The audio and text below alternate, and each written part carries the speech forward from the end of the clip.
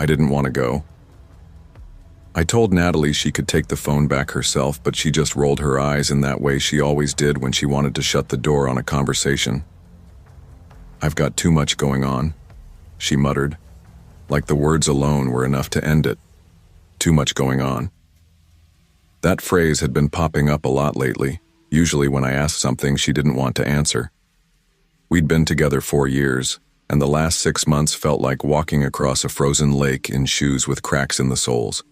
Every step, every word, every look.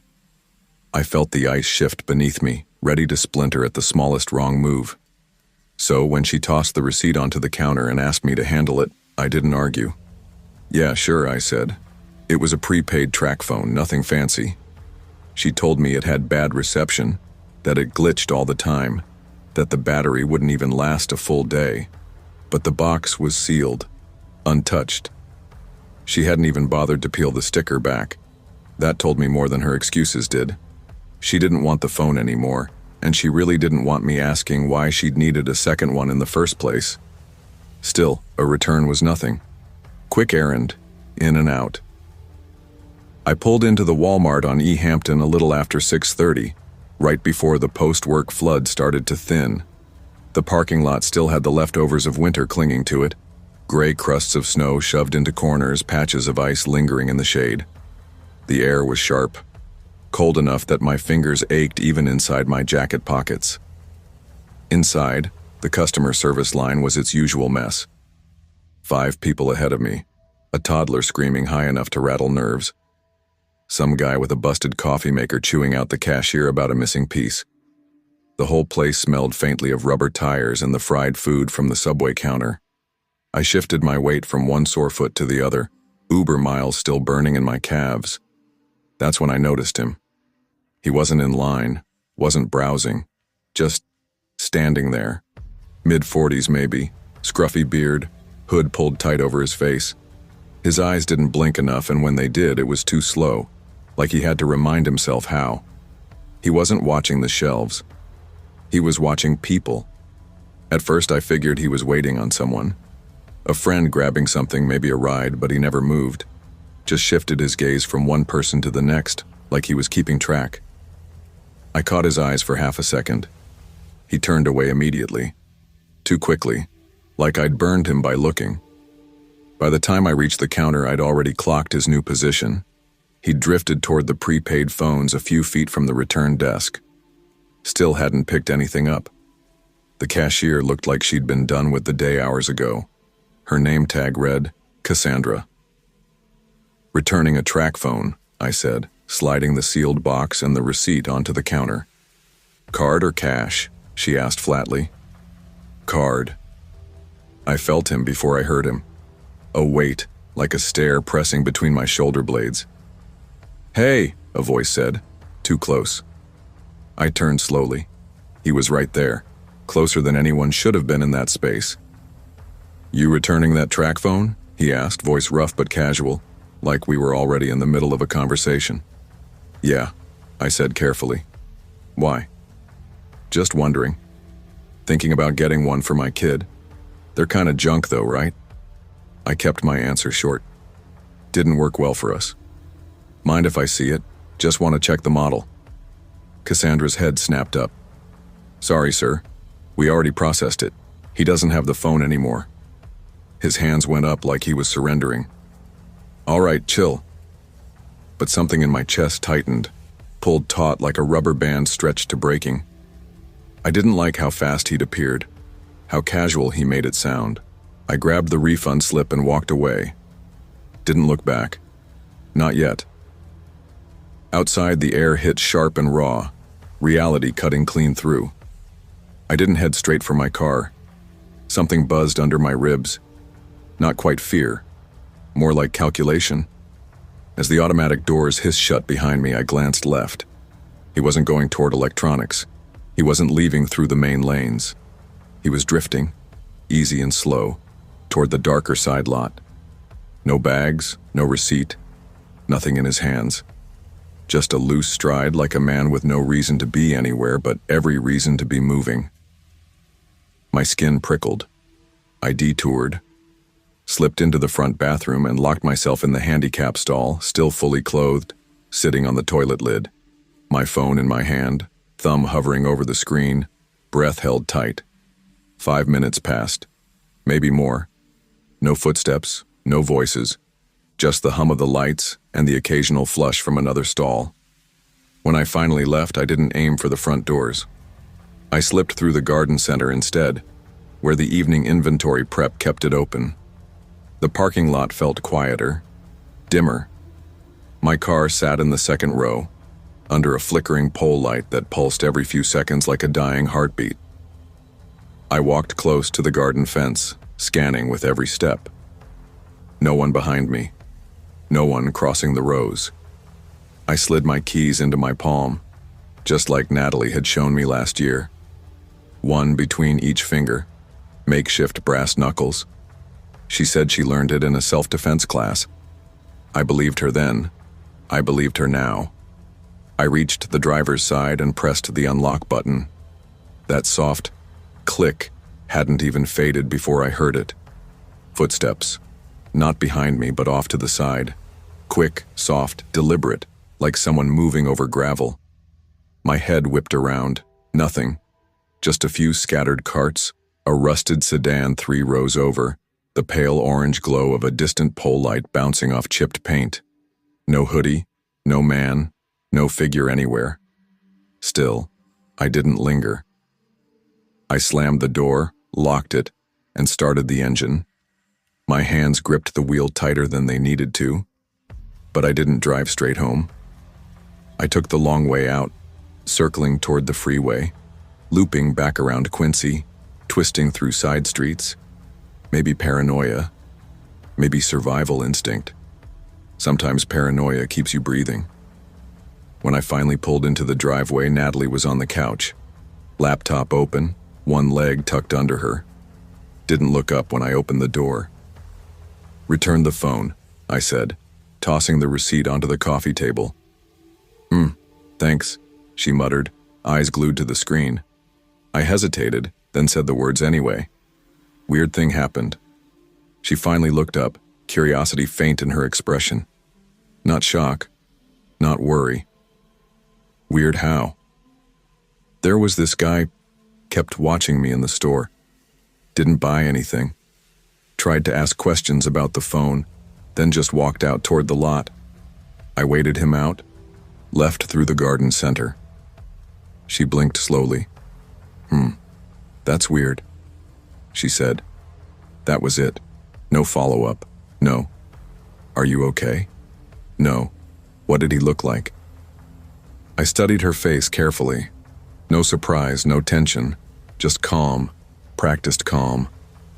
Do you know him? I asked, voice low, probing. She frowned. What? No. Why would I? I don't know.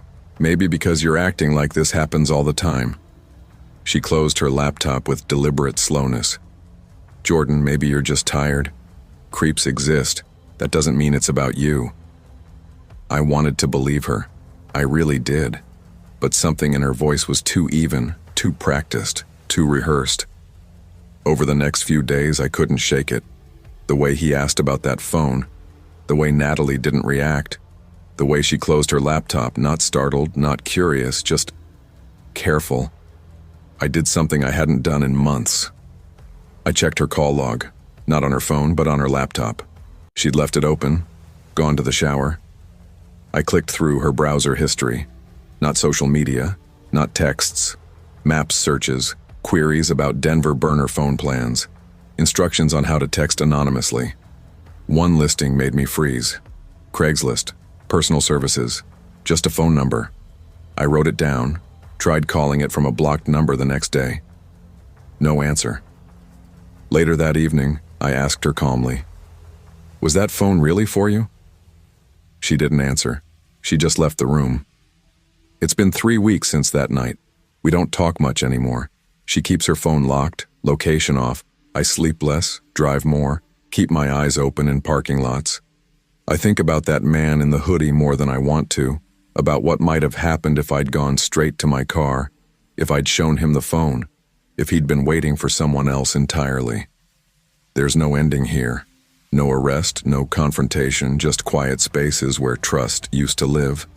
But I still scan everywhere I go. I always back into parking spots now because even when the threat disappears, the lesson doesn't. The people closest to us don't always tell us everything. Strangers often tell us nothing at all. Trust is fragile. Instincts are louder than excuses. And sometimes the scariest part isn't what someone did. It's what they almost did while you weren't looking. Stay aware, ask the hard questions, and never ignore the silence between the answers.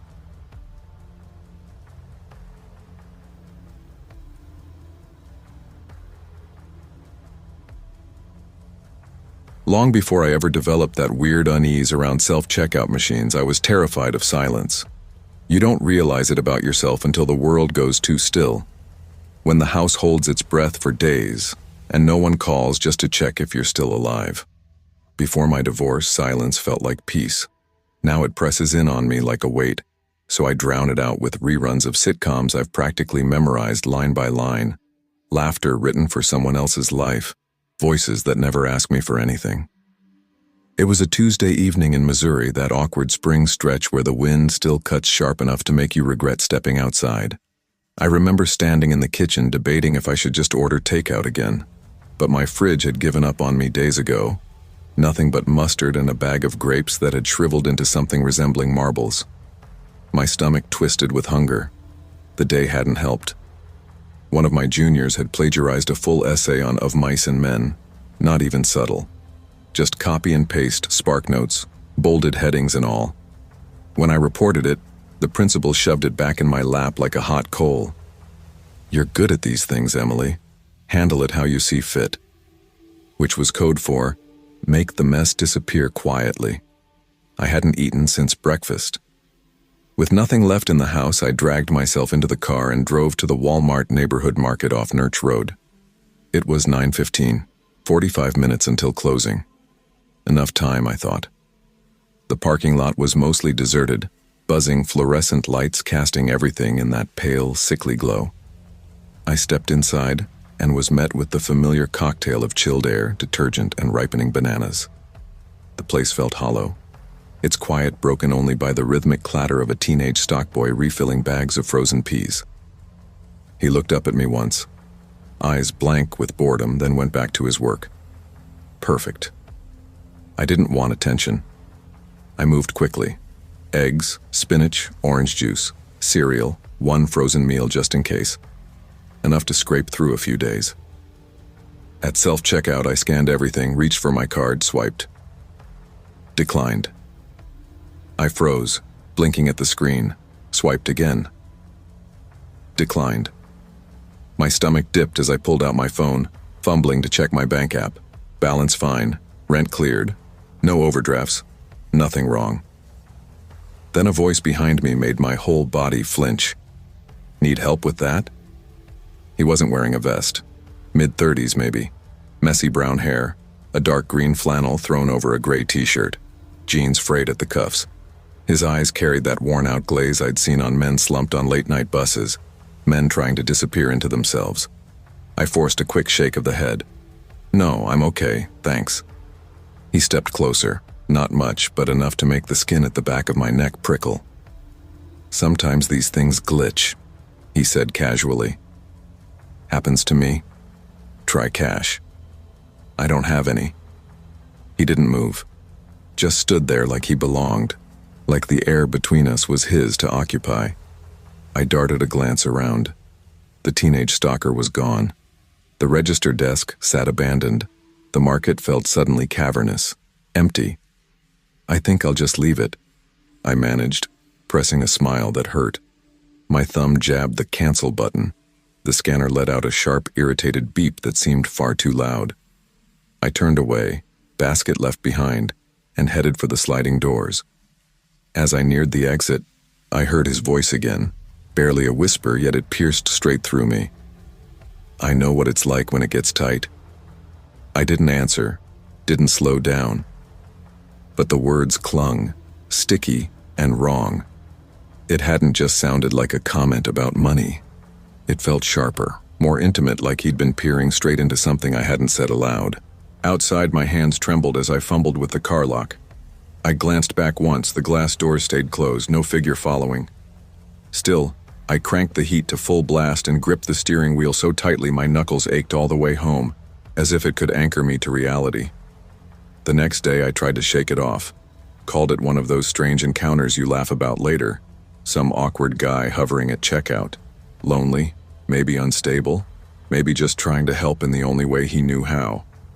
That's what I told myself out loud as I dressed for work, though my eyes kept flicking over my shoulder in the teacher's lounge, scanning parking lots, checking windows like I expected him to materialize outside. I didn't tell anyone, how could I? I teach 16-year-olds how to dissect symbolism, write essays that pretend to be personal. I couldn't walk into the front office and confess. A man looked at me funny while I was buying spinach. But then the strangeness grew teeth. Right after lunch, a phone notification buzzed. Your Walmart account was accessed from a new device. My mouth went dry. Walmart account? I hadn't even realized I had one. But the app opened easily enough, and there it was, an iPhone, Kansas City. Not mine. 2 password reset attempts made overnight. My stomach dropped like a stone. I changed the password immediately, set up 2-factor authentication. That night I went on a frenzy, updating everything. Google, bank, school login, Amazon, even Netflix. And the whole time I whispered under my breath, it's a coincidence. It has to be a coincidence. But even as I said it, I didn't believe myself. By Friday, the school's IT department reached out. Emily, we've noticed unusual activity on your email. Multiple login attempts from out-of-state IPs. We're resetting your credentials just to be safe. I thanked them, smiled like it was no big deal. But it wasn't fine. At night, I'd pass by the living room window and feel the sting of being watched. The streetlight outside, normally dull and familiar, seemed harsher, bleaching the sidewalk in a way that left shadows too dark to ignore. My dreams grew muddy, restless. I'd jolt awake with the heavy certainty of someone's eyes pressing down on me. And that sentence, I know what it's like when it gets tight, gnawed at me. It wasn't a casual financial metaphor. It felt heavier, like hands around a throat, a warning, a promise, a trap snapping shut. The following Tuesday, I stayed home, ordered groceries online. It felt like defeat, but I couldn't stomach that parking lot again. Not yet. I tracked the delivery window like a hawk, my pulse hammering every time a car slowed outside. When the knock came, I checked the peephole. Just a teenager, acne and earbuds. Harmless. I thanked him quickly, shut the door, locked it, and leaned against the frame until my heart stopped racing. But something in the order was wrong. I'd asked for almond milk. 2 bottles showed up. Apples never came. And tucked in the cereal bag, folded neatly between Cheerios and a can of soup, was a receipt for items I hadn't ordered. Men's thermal socks, a flashlight, a prepaid phone card. None of them appeared on my account. None of them were charged to me. It was like someone else's purchase had bled into mine. I called customer service, gripping the phone hard. The woman on the other end was polite but puzzled. That's not possible, ma'am. Orders are bagged individually. Could it have been swapped from another cart? Not usually, she admitted when I pressed. Each picker has their own bin, but I'll escalate the issue.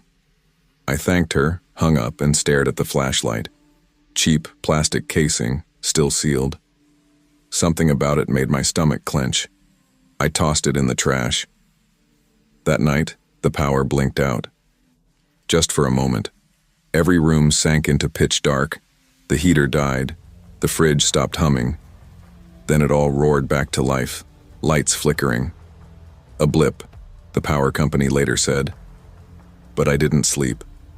I lay awake, listening, waiting, every creak of the house sharpening into threat. By Thursday, I couldn't take it anymore. I went back to the store. Not because I wanted to, because I needed proof. Proof that he existed. Proof I wasn't unraveling. The Walmart looked exactly the same. Fluorescent lights buzzing, carts rattling, staff visible in their vests. I parked close, checked my mirrors 3 times, and finally stepped out. I moved quickly. Eggs, apples, bread, milk. My eyes scanned every aisle, every end cap. Nothing. Not in frozen foods, not by checkout. I paid in cash. On the way out, something caught me. A corkboard near the doors plastered with community ads, babysitters, piano lessons, dog walkers, and in the corner a flyer, black and white, grainy, a face. Missing. Name, Jeremy L. Last seen April 2022, wearing green flannel shirt. I froze. The eyes, the tired mouth. It was him. Even the shirt matched. My hand shook as I snapped a photo before forcing myself outside. At home, I searched. Nothing but a low-res copy of the same flyer. No news articles, no updates, no follow-ups. The original Reddit thread had vanished into silence. No comments, no chatter. As if he had never been. That Friday, an envelope arrived. No return address. Inside, a single Walmart receipt with my name printed at the top. Dated Tuesday, the night I saw him. Items listed: eggs, spinach, cereal, orange juice. Total 1914s. Payment, cash. But I hadn't bought them. I'd left them at the register. I stared until my vision blurred. That receipt should not exist. It pointed to a transaction I never completed. Or worse, one I couldn't remember completing. I shredded it, then burned the pieces in a dish on my balcony, watching until only gray flakes remained. I haven't shopped at that store since, but late at night, scrolling, something always flickers. A banner ad I don't remember clicking, a password reset email I didn't request, and always, that voice, curling like a whisper from behind me in a deserted aisle. I know what it's like when it gets tight. Trust your instincts, even in ordinary places, especially there. When something feels wrong, it usually is. Discomfort is a warning.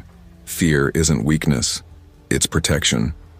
And when the world falls too quiet, listen closely. Something is always hiding in the silence.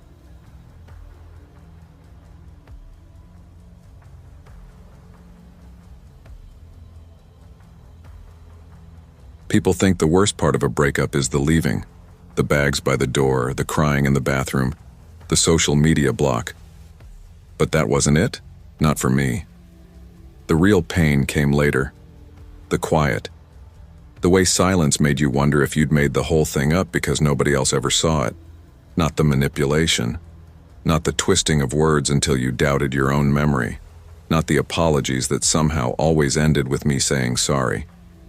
Tyler had that easy kind of charm. He made jokes, laughed loud, helped neighbors move couches. He was the guy who fixed your wobbly cabinet door without being asked. For years, I'd told myself that meant I was lucky. But I wasn't. I was cornered. We'd been together 3 years, moved in after 6 months because he said it just made sense. And for a while, it did. Then slowly, the air in that house turned heavier. Every day filled with lines like, "You twist things. You're overreacting. You're too sensitive, Lena." No shouting, no smashed drywall, no visible bruises. Just 1,000 tiny cuts that left no clean scar. At night, I'd feel his weight shift beside me. Not because he was restless, but because he was scrolling through my texts. He'd ask who I was trying to impress when I wore mascara. He'd sulk if I walked alone around the block, swearing I was pulling away. The final fight? I couldn't even tell you what it started with. But I remember the way his voice sharpened when it dropped to a whisper. "No one else will put up with you." That was the sentence that broke something in me. So I left. A small one-bedroom on the other side of Cheyenne. New locks, new Wi-Fi password, new routes to work. I cut him out of everything. Blocked his number, changed my emergency contacts, trusted only 2 friends with the address. It hurt, but the silence felt clean. The world was mine again, softer without him in it. Until that Friday night at Walmart. The sky looked off that evening, muted gray-orange, the kind of color that makes your skin prickle like a storm's about to roll in. I hadn't planned to leave the apartment. I was cocooned on the couch in sweatpants, scrolling, half listening to some old movie. Then I noticed the toothpaste was empty, the milk sour, freezer bare. When you live alone, there's no backup. No one else is going to run out for you. So, I threw on a coat, grabbed my keys, and drove to the Walmart on Prairie A. It was after 9. The store hummed with that late-night quiet, lights buzzing like they wanted to shut down. A handful of people drifted through the aisles, 2 teens hanging around electronics, a mom corralling pajama-clad kids, some man coughing into the freezer section. I moved quick. Milk, toothpaste, frozen pasta I knew I'd regret. No browsing. Straight to checkout. And then I froze. Tyler was there, leaning against a light pole at the far edge of the parking lot, arms folded, one boot braced against the base like he owned the concrete. I dropped the milk. It thudded, rolled, leaked. I didn't pick it up. My brain short-circuited. He shouldn't have been there. He didn't know my address. I hadn't slipped, hadn't reached out. How did he find me? He looked different. Thinner, messier hair, jacket half-zipped. But his eyes hadn't changed. That fixed stare, like he'd been waiting, watching. And then he started walking.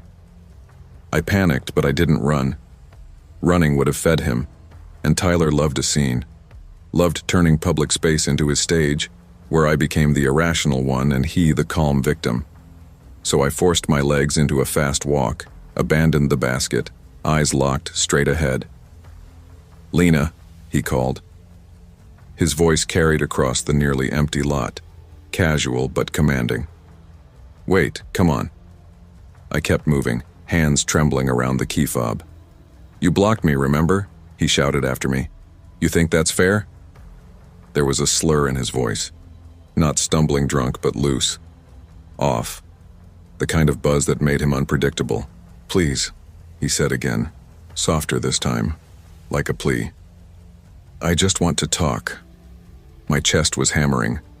I clicked the remote twice, yanked the driver's door open, and slid inside, every nerve screaming to move faster. He picked up his pace, boots striking faster against the asphalt. His voice carried after me, hoarse, frantic. We were everything to each other. "Lena." I dove into the car, slammed the door, and locked it. The echo of the lock snapping shut felt like the only barrier holding me together. His palm smacked the window just as I twisted the key in the ignition. "You think you can erase me?" The way he said it chilled me deeper than the night air. It wasn't just a bitter ex shouting in anger. It sounded like a law I had broken, a truth he believed I had no right to undo. My blood felt icy in my veins. I threw the car into reverse, tires screeching against the pavement as I ripped out of the spot. His mouth moved, his voice chasing me, but all I heard was a high ringing in my ears. My eyes flicked to the rearview mirror. His old black Chevy sat on the far edge of the lot. I caught the blur of him sprinting toward it. I didn't take my usual way home. I cut through residential streets, doubled back, slid down narrow roads I'd never noticed before. I ducked into the cracked parking lot of an abandoned diner, killed the engine, and let the silence press in. My chest was tight, breath shallow, sweat beading slick across my palms on the steering wheel. No headlights behind me, no tires on my trail, nothing. When I finally made it back to my apartment complex, I pulled in slow and sat there waiting. Still nothing. Relief trickled in, thin and temporary. But when I unlocked my door and glanced over my shoulder, he was there. Tyler stood at the far corner of the block, swaying under a flickering streetlight. His shirt hung open, chest bare to the cold like he didn't even notice. His lips moved, mumbling words I couldn't hear. I shut myself inside, locked the door, turned every light off, and crept to the curtain.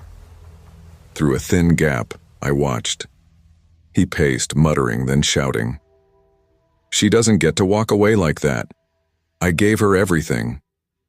His voice cracked with rage, every word heavy and raw. He kicked over a trash bin, sending cans clattering into the gutter, then dropped onto the curb as if his body had finally buckled. I stayed frozen in the dark, pulse pounding in my throat. I didn't want to call the police. I didn't want the escalation. But every second I stood there, it felt like I was suffocating. He rose again, staggered into the street, arms thrown wide, shouting at no one. Just rage spilling into the night. And then headlights cut through the dark. A white box truck barreled down the road. Too fast, no brakes. He turned just as the front grille met him. The sound was nothing like movies. No screech, no cinematic smash, just a flat, sickening thud. Flesh and bone against metal. His body folded, then hit the pavement with a weight that made my stomach twist. The truck rolled to a stop, hazard lights flashing like a pulse. I dropped to the floor behind the curtain, hands clamped over my mouth, eyes shut tight. I couldn't look again. Not until the sirens wailed minutes later. They called it an accident. The reports were clean, stripped down. He'd been intoxicated, disoriented, wandering into a dim street. No drugs in his system. No suicide note. Just a tragic end to a troubled man. That's how the news packaged it. 2 paragraphs in a local column. No mention of how he found me. No mention of him screaming my name across the Walmart lot. I didn't go to his memorial, didn't reach out to his family. Instead, I wrote everything down. Every fight, every twisting of words, every time I convinced myself staying was love. I needed the record, if only for myself. Months have passed, but I still jump when a voice tilts a certain way. Still check locks 3 times before bed. Still dream of that sound, the thud, the silence after. I never wanted him dead. That's the hardest truth to hold. I just wanted him gone. Tyler was the first man I loved, and the last man who made me afraid to breathe. His final words weren't spoken in quiet. They were screamed across asphalt, threaded with desperation. You think you can erase me? No, Tyler. I can't erase you. But I can survive you. Leaving doesn't erase the fear, but it opens the door to freedom. Emotional abuse doesn't leave clean scars, but it leaves weight, fear, guilt, confusion, that cling like smoke. And still, you trust your instincts.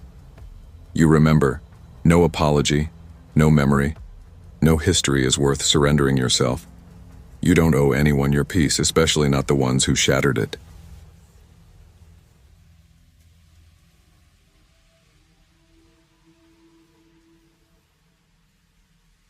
It's unsettling how quickly ordinary life can tilt into something dangerous.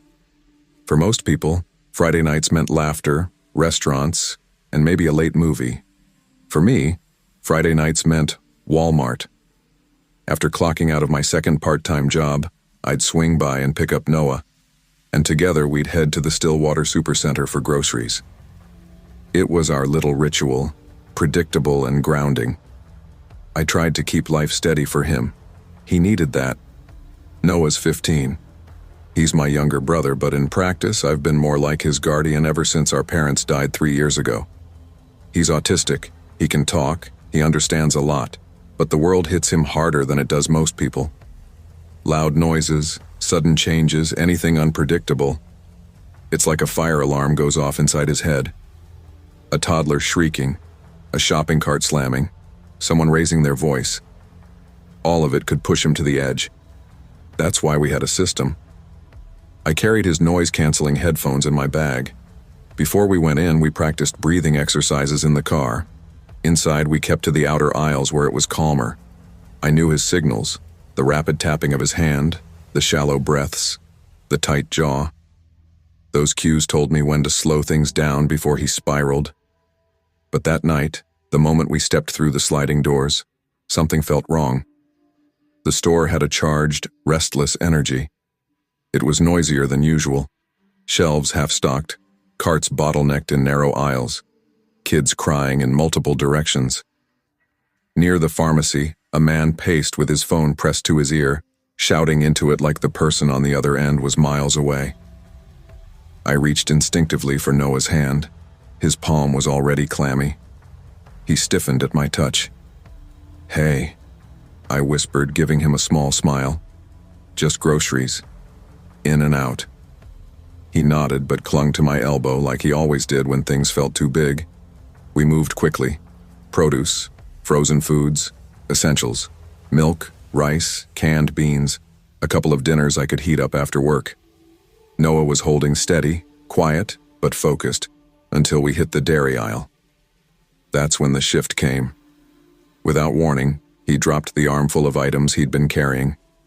They hit the tile with a dull thud. His hands flew to his ears. He crouched, rocking lightly, breaths coming in sharp bursts. I crouched with him, creating a shield between him and the passing carts. Noah, look at me. Breathe with me, okay? In through the nose. 1, 2, out through the mouth. He tapped his thighs like a metronome. His eyes darted, wild but searching. I dug into my bag and pulled out the headphones. He grabbed them and shoved them on, pressing the cups tight against his ears. When his gaze met mine again, his eyes were wide, silently begging me to anchor him. I nodded, squeezing his shoulders gently. This wasn't the worst episode. I'd handled worse. His breathing was slowing, his rocking easing, when a different sound cut through. The man's voice. Louder now, no phone in his hand this time. You think I don't see what you're doing? Following me around like I'm some criminal. He was yelling at a Walmart employee, an older man in a yellow vest. The employee looked startled, speaking low and careful, but the angry man wasn't calming down. He jabbed his finger toward him, then suddenly spun on a nearby shopper. What you looking at, huh? Think you're better than me? I rose slowly, helping Noah back onto his feet, steering him toward the exit of the aisle. My pulse hammered. We needed distance, but we weren't quick enough. The man's head snapped our way. His voice hit like a crack. You're staring too? What's with everyone watching me tonight, huh? I froze, my hand tightening around Noah's shoulder. I kept my eyes down, tried to make us small, unthreatening. We're not. My voice came out tight. We're not staring, sir. You people, he snarled, his lip curling. Always acting like you're better. Always judging. Noah whispered under his breath, his voice muffled under the headphones. A script. He had a few he used when he needed comfort. I couldn't make out the words, but the repetition was steady, desperate. That's when the man locked on him. What's wrong with him, huh? He mocking me? He took a step closer, shoulders squared, fists twitching like he was balancing on the edge of violence. I moved in front of Noah, every nerve on fire. He's not mocking you, I said, forcing my voice to stay steady. He's autistic, please leave us alone. The word, autistic, set him off like a spark to gasoline. His jaw tightened, nostrils flaring. His whole frame leaned forward, and for one sickening second I thought he was going to swing at me. Then, mercifully, another voice cut through. Sir. A manager appeared, maybe mid-30s, his tie loose around his neck, a walkie-talkie in his hand like it was a badge. He stepped right between us and the man, his stance calm but firm. Sir, I need you to come with me. Let's take a walk. Right now. I'm not doing anything, the man barked, voice echoing through the aisles. His eyes darted, bloodshot and restless. She asked you to walk away, the manager replied evenly, his body angled just enough to block the man's view of us. His voice carried authority but not aggression, like he'd handled scenes like this before. The man's chest heaved. He stood rigid, lips moving as if he were arguing with someone only he could hear. Then he muttered something low, a guttural sound that didn't reach words. It sent a chill through me because I couldn't catch it. Whatever he said, it wasn't for us. Finally, he pivoted sharply and stalked off, the manager trailing him at a careful distance. My lungs emptied so violently my vision blurred. Noah was glued to my arm, his fingers digging in, his eyes dazed with shock. We made it to checkout like fugitives sneaking across a border. Self-service. No lines, just beeps and bags.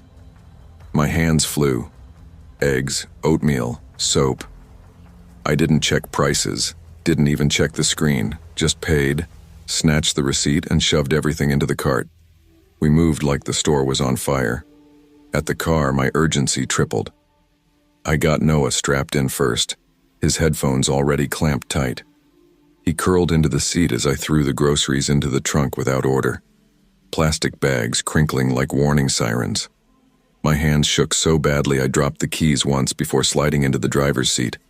The engine turned over, headlights flaring against the deepening dusk. The sky above had shifted to a bruised gray-blue, violet bleeding at the edges. "Let's just go," I whispered. "Let's get home." I shifted into reverse, then froze. He was there, standing directly behind the car. The man, smiling. My chest caved in, breath trapped somewhere between ribs. He wasn't raging anymore. He looked entertained, like he was toying with us. I tapped the horn, a warning. The sound seemed to vanish into the night air. He didn't flinch, just tilted his head sideways like a curious dog hearing a whistle. I flicked my eyes toward Noah. He was watching, puzzled but not frightened yet. I had to keep it that way. My voice cracked as I spoke, though the windows were still rolled up. "Sir, please move." He raised one hand, gave a mocking little wave, then drove his fist into the rear window. The thud jolted through the car. I yelped. Noah flinched hard, his confusion shifting toward panic. The second punch landed harder, louder, the glass shivering under the blow. My body reacted before my mind did. I slammed the gear into reverse and stomped the gas. Not enough to hit him, but enough to make the car lurch backward. He stumbled, thrown off balance. I yanked the wheel, tires squealing as I shot out of the space. I didn't look back, didn't care about the angry shouts behind us or the stoplight ahead. I blew through it, adrenaline drowning everything but the need to get distance. Only blocks later, on Main Street, did I pull over. My hands still vibrated against the wheel. I turned to Noah. His headphones were back on, but he was curled tightly, hands over his face. "I'm sorry," I whispered, though the words felt hollow. He didn't respond. Later that night, the police confirmed what I already feared. He had a history. Assault charges spanning years, trespassing, disturbing the peace. One report said he'd locked himself in a fast food restroom and shattered a mirror with his fists. Another, at a bus station, where he attacked a stranger for staring too long. He'd been banned from stores before. Part of it's mental health, an officer explained, as if that softened anything. But dangerous is dangerous. I filed the report. They said they'd pull the footage, follow up. But I could hear it in their tone. Because no one was hurt. Because we managed to get away. Nothing serious would come of it. That night I lay awake staring at the ceiling. The scenes replaying, twisting. What if we'd left 2 minutes later? What if I hadn't spotted him behind the car? What if the manager hadn't stepped in? Noah wouldn't have been able to run. The noise, the chaos, it would have locked him in place. And me? I don't know what I would have done. But I know what could have happened. And here's what I've come to understand. Walking away doesn't always mean you're safe. Sometimes danger follows. Sometimes it waits. Staying alert can save your life, but sometimes speaking up can save someone else's. We're told to avoid confrontation, and often that's wise. But there are moments, small, shivering moments, when stepping between danger and someone vulnerable isn't optional. It's survival. Not everyone has the ability to shield themselves, and when we do, we have to. Even if our hands shake, even if our voice trembles, courage doesn't feel heroic in the moment. It feels raw, desperate, like clinging to a ledge. It doesn't feel like bravery at all, it feels like survival.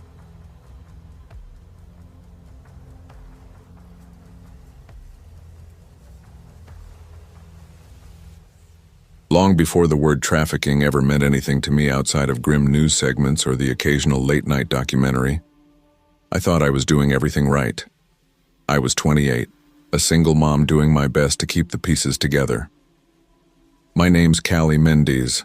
I worked full-time at a medical clinic on the south side of Albuquerque, juggling rent, daycare, bedtime stories, and a 4-year-old who still thought I could fix anything just by kissing it. Sierra had just started pre-K. all wide-eyed innocence and paint-stained hands. I had just crawled out of a nasty breakup, the kind that shatters your trust in your own judgment, leaves you second-guessing every gut instinct. We'd moved into a smaller apartment closer to my job. It wasn't much, but it felt safer, quieter, neighbors who waved, moms pushing strollers in the courtyard. I kept telling myself it was a fresh start. And for a while I believed it. Things weren't perfect, but they were steady. I was learning how to breathe again. It was a Saturday when everything shifted. Hot, dry, the kind of day that baked the parking lots into shimmering waves. Weekends at Walmart were always chaos, and I usually avoided them. But Sierra had run out of her yogurt pouches, and we were low on the basics: paper towels, laundry pods, the usual things that made a house keep running. The parking lot was a battlefield. Horns honking, carts clattering, people weaving between bumpers. For a moment I almost turned back, but Sierra was already begging from the back seat. "Please, Mommy, the animal cookies, the ones with the marshmallows." Her little hands clapped against her car seat straps, too excited to be denied. So we went in. I grabbed a cart, strapped her in, handed over a pack of fruit snacks and her pink water bottle. She settled instantly, chattering about which cookies she was going to pick. I steered toward the edges of the store, avoiding the bottleneck in the middle. We passed hardware, then health and beauty, then on toward the cleaning supplies. That's when Sierra spotted them. A giant wire bin overflowing with stuffed animals, soft bodies spilling out near the seasonal aisle. "See? Mommy, look. Can I go?" Her whole body squirmed against the strap. It wasn't far, 15 feet maybe. I could see her clearly, and she wasn't out of earshot. I glanced at the detergent shelf, then back at her, then back again, saying the thing every parent says to reassure themselves. "Okay, baby, just stay where I can see you." I swear I looked up every 5 seconds. I swear. But 3 seconds is all it takes. I was comparing 2 bottles of detergent, name brand versus store brand, trying to stretch $20 into 30. I blinked, looked up. The space by the stuffed animals was empty. At first I didn't panic. I told myself she'd crouched behind the bin, maybe wandered to the next display. Kids do that. I pushed the cart forward, my voice light but a little higher than usual. "Sierra? Baby? Where'd you go?" No answer. I turned the corner, scanning. My stomach dropped. She wasn't crouching. She wasn't hiding. She was sitting calmly in another cart, and a man I had never seen before was pushing it. He didn't look at her, didn't talk to her, just walked fast straight toward the back of the store, toward the garden exit. His hoodie was gray, faded, pulled up despite the heat. Jeans, nondescript, too nondescript. For half a second I told myself maybe she'd climbed into a stranger's cart. She was outgoing, always quick to smile at people, but something about the way my chest locked up told me otherwise. "Excuse me?" I called out, voice sharp, still hoping I was wrong. "Sir, hey." He didn't even slow down. Then something in me broke. "That's my daughter. Stop." He turned just enough for our eyes to meet, and I swear, it was like he wasn't even looking at a person. His face blank, expressionless, like I was background noise. A buzzing light. Nothing worth acknowledging. Then he pushed the cart faster. I dropped everything. Purse, detergent, all of it. I just ran. Sandals slapping against slick Walmart tile, my throat tearing with her name. "Sierra. Sierra." People were staring now, frozen mid-aisle. And that's when another man appeared. Clean cut. Younger.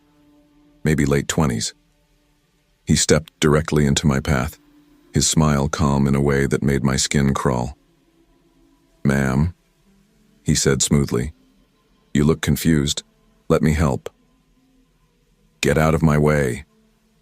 I shoved him, hard enough that his composure cracked for just a second. That was all it took. The spell shattered. A cashier shouted from across the store.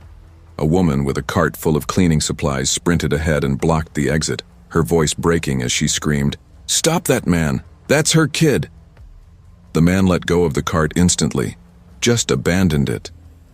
Sierra burst into tears, scrambling back toward me as the first man bolted out the emergency exit. The clean-cut one slipped away too, vanishing into the chaos before anyone could stop him. I caught Sierra against me, her arms wrapped so tight around my neck I could hardly breathe. She was sobbing into my shoulder, terrified and confused. My hands shook so violently I could barely dial 911.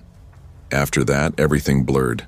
Questions I couldn't answer, voices all around me, the Walmart manager barking into a walkie-talkie, someone muttering about asset protection, employees scrambling. My brain refused to process any of it. All I could think over and over was how close I had come to losing her, and how blank his face had been when he looked at me, like I wasn't even human. The police showed up within 10 minutes, but by then the man was already gone, slipped out into the sprawl of Albuquerque like he'd never been there at all. They pulled the security footage, and it was exactly what I feared. Grainy, jerky, the kind of video you see in news reports where you want to scream at the screen because nothing is clear. His face blurred when he turned, the outline of his hoodie too dark to make out. The car he got into, if it was even his, was parked way at the edge of the lot. The plate, completely unreadable. Might have been a burner car, one of the officers said, almost casually, like it was just another box to tick on his mental checklist. But what stuck with me wasn't the footage or the car. It was the detective who pulled me aside, lowering his voice like he was telling me a secret no parent should have to hear. "You're not the first," he said. "There have been 2 similar cases this week. One in Rio Rancho, one off San Mateo. Same setup. One guy walks the kid out in the cart, the other blocks the parent. If no one calls it out, they're gone before anyone even notices." It hit me like a second punch to the chest. My knees almost buckled. All I could think was, what if that woman hadn't blocked the door? What if my scream hadn't carried? Sierra was safe, thank God. No bruises, no scrapes. But something inside her shifted. She clung tighter to me in parking lots, buried her face into my neck when strangers got too close. She wouldn't sit in a shopping cart without shaking her head, whispering, "Mommy, don't let the cart man find me." I didn't sleep right for weeks. Truthfully, I still don't. Everything changed after that day. No more casual errands, no more quick trips. For months, I did online pickup just to avoid stepping inside. And when I finally went back, I couldn't stop noticing things. How easy it was to distract someone. How many parents had their backs turned while scrolling their phones, their kids dangling their legs from carts like bait. I'd find myself staring at those kids, heart pounding, wanting to grab the parents and shake them. To shout, "Don't look away, not even for a second." But you can't say that to strangers without sounding unhinged. So I focused on Sierra. I enrolled her in a safety class at the community center. They taught her how to scream, how to say, "You're not my parent." If anyone ever tried to take her hand, at home, I drilled it with her. She hated it, rolled her eyes, groaned, but I didn't care. I also bought a tiny GPS tracker that clips into her shoe, just in case. The world didn't change that day. But mine did. I learned that predators don't always look like predators. They don't lurk only in shadows or alleys. Sometimes they walk right past you in a Walmart aisle. Sometimes they smile. Sometimes they look helpful. And they count on the chaos, on your exhaustion, on your kindness, on the way you glance at a price tag instead of your child. It's been almost a year now. Sierra just turned 5. We celebrated at the park. Cupcakes and a Paw Patrol cake, her friends laughing as frosting smeared across their faces. She doesn't talk much about that day anymore. But I do. I tell other parents, I tell coworkers. I told the story once at a PTA meeting, and the room went silent. Wide eyes, nervous shifting, like it had never crossed their minds something like that could happen in a place so ordinary. That silence is what still chills me. Because silence is what those men counted on. They almost had her, and no one noticed until I screamed. So I scream for her now, in a different way. I tell people, watch your kids, stay off your phone in stores, trust your gut, even if it feels rude. even if it feels awkward. Better rude than silent. Better a panic that turns out to be nothing than a silence that turns into a headline. And Sierra. Sometimes she still asks to sit in the cart. But now, before she settles in, she looks up at me and asks softly, "Mommy, you're watching me, right?" And I always answer the same way. "Always, baby. Always." Danger doesn't always look like danger. Most of the time it wears the mask of normal life. And in a world drowning in distractions, awareness, raw, stubborn vigilance, is the only defense we really have.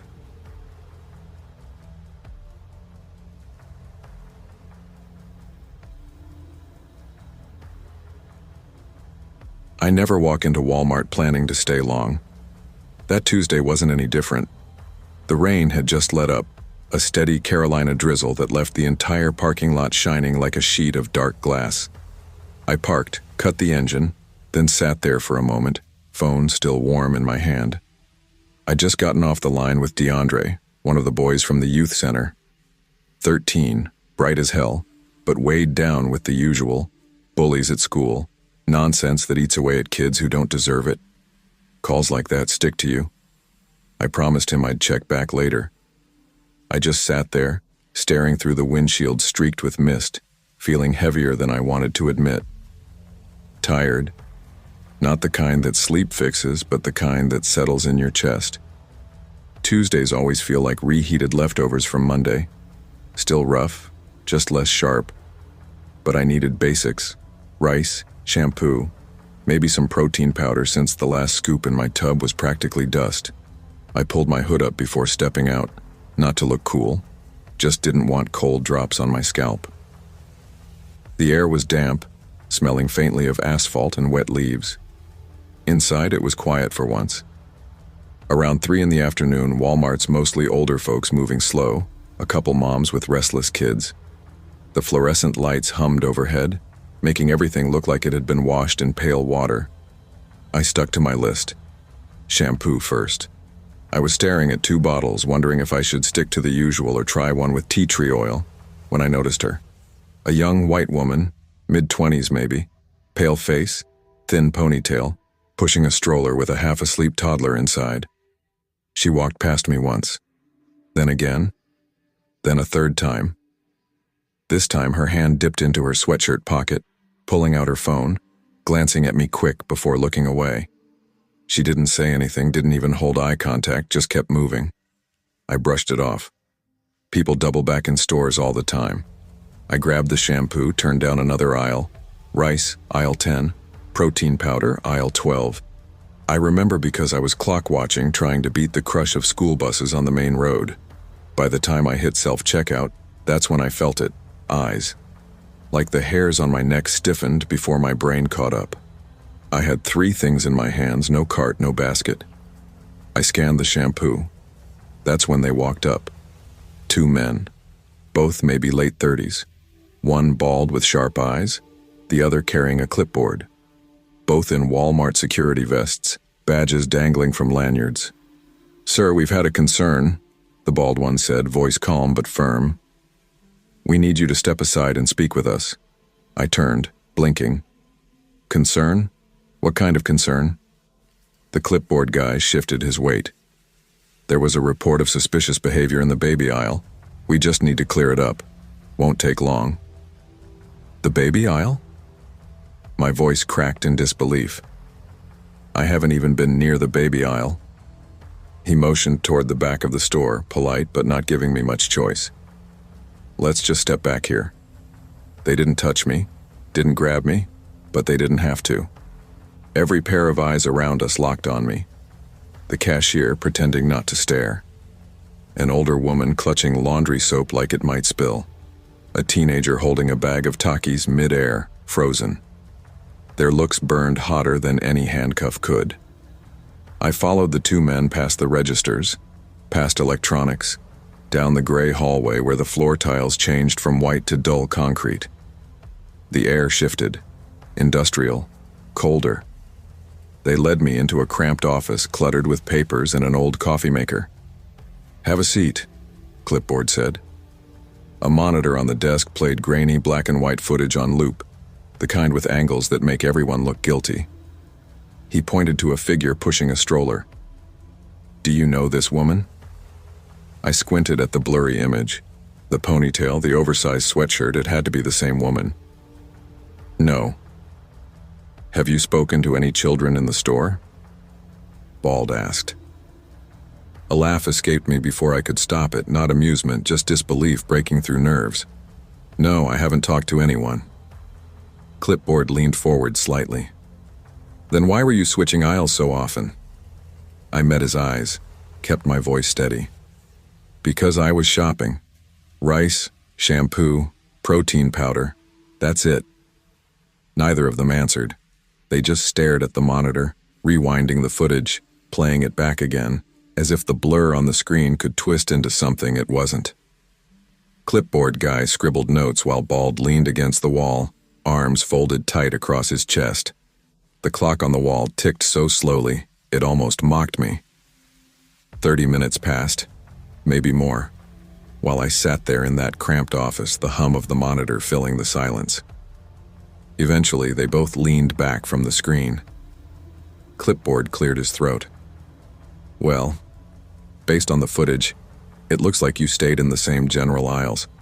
She passed you a few times. Looks like she may have gotten the impression you were following her." I just stared at him. "So, she thought I was following her, and that's enough to drag me into a back office?" He shifted in his chair, uncomfortable. "It was a complaint. We have to take those seriously." "Sure," I said slowly, holding his eyes. "But nobody checked the footage before hauling me back here." The bald one finally spoke, voice flat like it was rehearsed. "It's just protocol, sir." "Protocol," I repeated under my breath, tasting the word like something bitter. That was it. No apology, no offer to bring in a manager, no quiet acknowledgement of the humiliation they'd just put me through.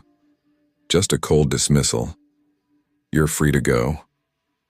I walked out, shoulders heavy, past the humming lights, past the staring eyes I imagined still following me. At the front, I didn't even bother finishing checkout. I dropped the shampoo in a bin by the pharmacy and kept walking, receipt crumpled useless in my pocket. Outside, the rain had stopped. The sun broke through the clouds like nothing had ever happened. But it had. It definitely had. I sat in my car for a long while, engine off, hands gripping the wheel. I'm 36, born and raised in Fayetteville. Army vet, youth counselor. I don't shout, don't swagger, don't wear sagging pants or flashy chains. And still, I've been pulled over for nothing, followed in stores, stared at like I'm a threat before I've even opened my mouth. You'd think I'd be used to it by now, but it still jolts you, that sudden shift from customer to suspect. My mind spiraled through the what-ifs. What if I'd raised my voice? What if I'd confronted the woman, asked why she kept circling me? What if I'd refused to go to the back without proof? I knew the answers already. I've known them most of my life. Rule 1, stay calm, even when your insides are boiling. Rule 2, keep your hands visible. Rule 3, never, ever lose your cool. Because losing your cool doesn't get defined the same way when you look like me. I didn't set foot in that Walmart for months after. I signed up for a grocery delivery app, kept errands short, avoided crowded aisles if I could. It wasn't exactly fear. It was weariness. A bone-deep exhaustion that piles up incident after incident until you have to pretend each one weighs less than it does just to get through your day. That night, my phone buzzed. A text from DeAndre. Said a kid had thrown his lunch tray at him in the cafeteria. Said the teacher told him to just ignore it. I called him right away. Let him vent. Told him to breathe. Told him I was proud of him for keeping his cool. And I meant it. But when I hung up, I sat there in the dark, thinking about what I should be teaching him. About how the world reads us before it listens to us. About how quickly suspicion can spark, and how slow the apologies are, if they ever come. I thought about that woman's face, that flicker of distrust. Whether she meant it or not, Her glance had become a chain reaction, dragging me into an office, staining my day, carving another notch into the weight I already carried. I tell the kids at the center, control what you can control, and I believe it. But I wish I could promise them more. I wish I could tell them the world would see them clearly, fairly. Sometimes all I can do is tell them, stay calm, be smart, make it home.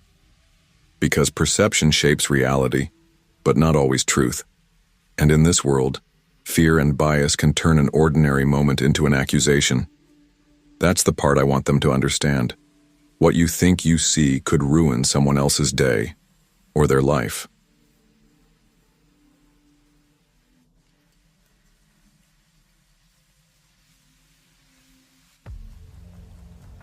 People think size equals confidence. Like if you've got the shoulders, the arms, the frame of a guy who used to play football, nothing rattles you. But that's not the truth. Not for me, anyway. My name's Tyler Moss. I'm 30 now, working as a personal trainer in Fort Worth. Used to play linebacker in college until a torn ACL junior year ended that track. I never went pro, never got my name called on draft day, but I stayed in fitness, opened a small garage gym, built up steady clients. I'm good at what I do and I keep to myself. Always have. But no matter how quiet you try to live, there's always someone who only sees the muscle, not the man. It was a Sunday evening, one of those muggy late summer nights where the air feels like it's pressing down on you. I'd just finished a late lift at my buddy's gym near Henderson Street. Nothing crazy, back day, a little cardio, some stretching. I was drained, hungry, ready to crash. But I figured I'd swing by the Walmart off 35 before heading home. Needed almond milk, frozen veggies, protein powder. That was it. I didn't even change. Still in my black tank top, joggers, sneakers, gym duffel slung over one shoulder. In Fort Worth, no one bats an eye at gym wear. I didn't think twice. Walked in, gave the greeter a nod, popped in my earbuds. I wasn't there to flex or vibe. My body felt heavy, gait dragging the way it does after heavy lifts. I went straight for the health and fitness aisle, scanning protein bars, flipping them over to check calories, sugar, macros. You'd be surprised how many look clean on the front, but lie on the back. That's when I noticed movement out the corner of my eye. 3 girls, teenagers, 16, maybe 17, hovered near the drink coolers. One pointed at me. Another glanced up, caught my eye for half a second, then buried her face in her phone and laughed. The third leaned in, whispering. That look, they weren't subtle. My stomach sank. I've seen that look too many times before. Like I was some kind of walking joke, or worse, a threat. I exhaled, pulled my hoodie out of my duffel, slid it on. I just wanted to shop in peace. I moved down toward the vitamins aisle, hoping they'd lose interest. Teenagers can be weird, impulsive. I wasn't about to engage, kept my head down, focused on my list. About 10 minutes later, I was squatting to check supplements on the bottom shelf when I felt a tap on my shoulder, sharp enough to jolt me upright. 2 Walmart employees stood there. One was an older guy, manager vibe, polo tucked in, calm but stiff. The other was a younger woman holding a clipboard like it was armor, jaw tight. "Hey, sir," the man said, voice careful, practiced. "Few quick questions. Sorry to bother you." I tugged out one earbud. "About what?" He cleared his throat. "We received a report from some shoppers, minors, that there was a man following them around and making them uncomfortable." For a moment, I just stared at him. The words didn't even click right away. Following them? My chest went tight. The woman shifted, clutching the clipboard closer. The man gave a little nod, polite but firm. "We just have to follow up on any complaints. Would you mind stepping into the office real quick?" Every instinct screamed to say no, to push back. But I knew better. Arguing would make it worse. So I nodded. I'd never been inside a Walmart security office. The air was cold, walls lined with dull gray shelving. A monitor flickered in the corner, grainy footage playing from overhead cameras. The manager motioned toward a plastic chair. "This is aisle 6, he said, tapping the keyboard. "This is where the complaint started." I leaned forward, elbows on my knees. On the screen, there I was, walking into the aisle, alone. The camera showed me standing there, flipping boxes over, checking the backs for sugar counts. A full minute passed before the girls even entered the aisle from the opposite end. "See that?" I said, pointing at the screen. I was already there. The manager leaned forward, squinting. "Yeah," he admitted, nodding. I noticed that. The young woman with the clipboard stepped up then, holding out her phone like it weighed something heavy. "They also posted this." She handed it to me. An Instagram story, already screenshotted. White text scrawled over a grainy shot of me, hoodie half pulled up, leaning toward the shelves. "This creep keeps following us," told an employee. "Hope they kick him out." My heart plummeted. The post already had 300 likes, a trail of comments, fire emojis, a laughing face. "I didn't even look at them," I said, slow and flat, like I had to force each word out. 3 aisles, tops, didn't talk to them, didn't move toward them. I walked. The woman shifted, expression flickering. She wasn't accusing me anymore. She just looked uncomfortable, like she realized what this actually meant. "Look," I said, pulling my phone from my pocket, unlocking it. "Here's my GPS. I got here 18 minutes ago. I've been texting my cousin about dinner the whole time. You can track it. I stayed in this section." They reviewed the footage, rewound, checked angles. Same result every time. Me, standing alone, browsing shelves, moving with no urgency, no direction toward the girls, just proximity. The manager leaned back, exhaling. "You're good, man. Sorry again. You know how things are now." I stood slowly, hands at my sides. "Yeah," I muttered. "I know." When I left the office, I saw them near checkout, laughing, one girl holding her phone up. She glanced at me, whispered something. "He looked so mad," I caught in the air. They didn't even notice I didn't look at them, didn't scowl, didn't say a word. I just walked past, out the doors. My cart sat abandoned in the aisle behind me. I didn't want the groceries anymore. Outside, the sun had just slipped under the horizon. Purple streaks stretched across the Fort Worth sky like bruises. I sat in my car with the engine off, silence filling the cabin, headlights from passing trucks sweeping over me. It wasn't the first time. Once, a mom in a coffee shop pulled her daughter closer when I walked in. Another time, someone accused me of blocking their car in a parking lot while I was just loading groceries into my trunk. It's not always dramatic. Sometimes it's just a glance, a subtle recoil, a slow, steady drip of suspicion, a lifetime of people deciding who I am before I open my mouth. I didn't cry, but my hands shook against the steering wheel, not from anger, just exhaustion. The weight I carry isn't only in my shoulders or arms. The next morning, I didn't go to the gym. I stayed inside, pulled on a baggy hoodie, wore it all day, even at home, like I could hide myself. It's wild how fast one lie spreads, how fast it drowns out your entire lived reality. That Instagram post, people believed it without hesitation. No one asked what really happened. No one thought maybe they misread it. Being misunderstood is one thing. Being seen as dangerous for existing, for standing in the wrong aisle at the wrong time, that's something else entirely. It took a week before I slid back into routine, back to training clients, back to Walmart even. But the tension never left. Shoulders that never fully relax. Eyes that track movement in my periphery, just in case someone else decides I make them uneasy. And the worst part? I know it'll happen again. Maybe not this month, maybe not this year. But someday, someone will decide I look like the kind of man who could, and that alone will be enough. Assumptions are sharp things. Judging someone by their body, their presence, their size. It cuts deep, especially when that judgment gets amplified online.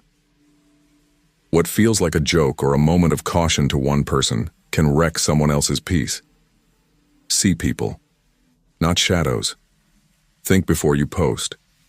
And if you're unsure, choose compassion over fear.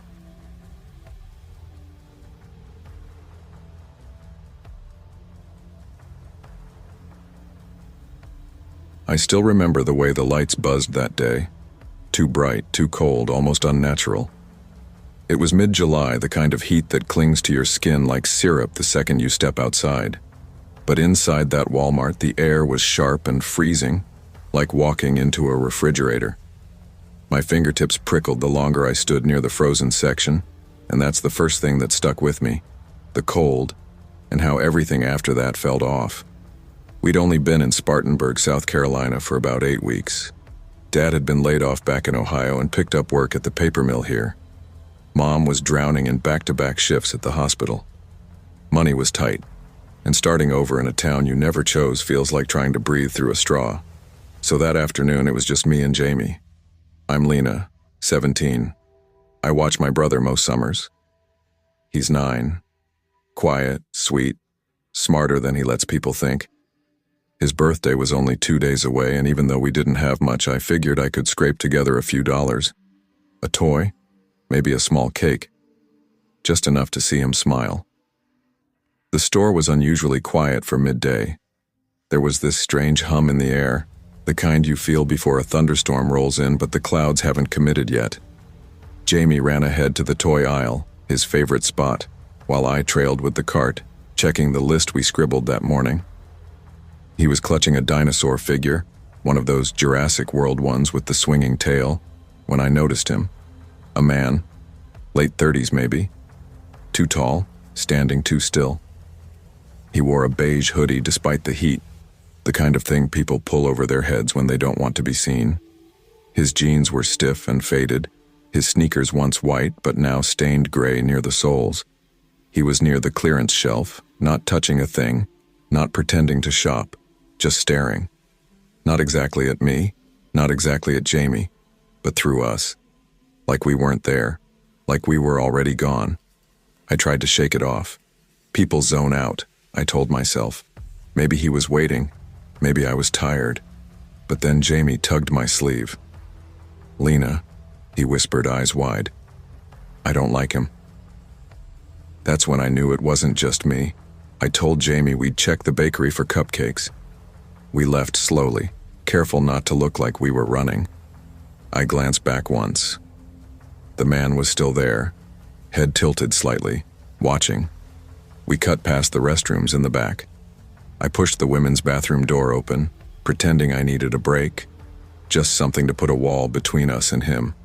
Jamie slipped in behind me. I reached for a stall door and froze. Footsteps, heavy, deliberate.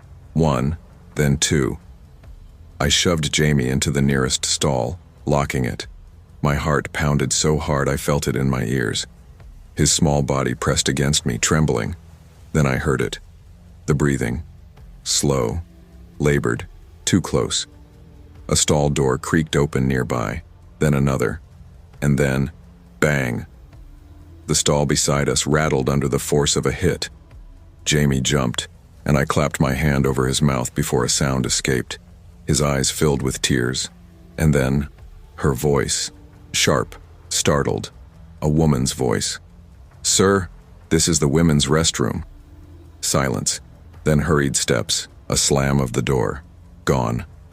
We waited. 10 seconds, 30, a minute.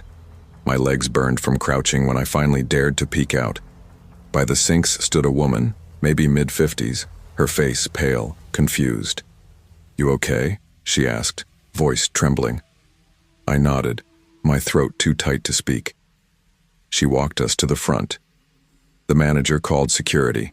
We sat near the customer service desk, hard plastic seats digging into my back. The air reeked of buttered popcorn and floor cleaner. My hands wouldn't stop shaking. Jamie pressed himself against me. Quiet. Too quiet. I couldn't stop staring at the sliding doors, half expecting him to walk back in. Or worse, stand outside, face against the glass. The security guard was young, maybe mid-20s, polite, but nervous. He asked us to describe what we saw. Beige hoodie, faded jeans, dirty sneakers, too still, staring, following. He nodded, typed into a tiny keyboard, and pulled up the footage. The toy aisle came first. The video flickered. There was Jamie holding the dinosaur. There was me pushing the cart.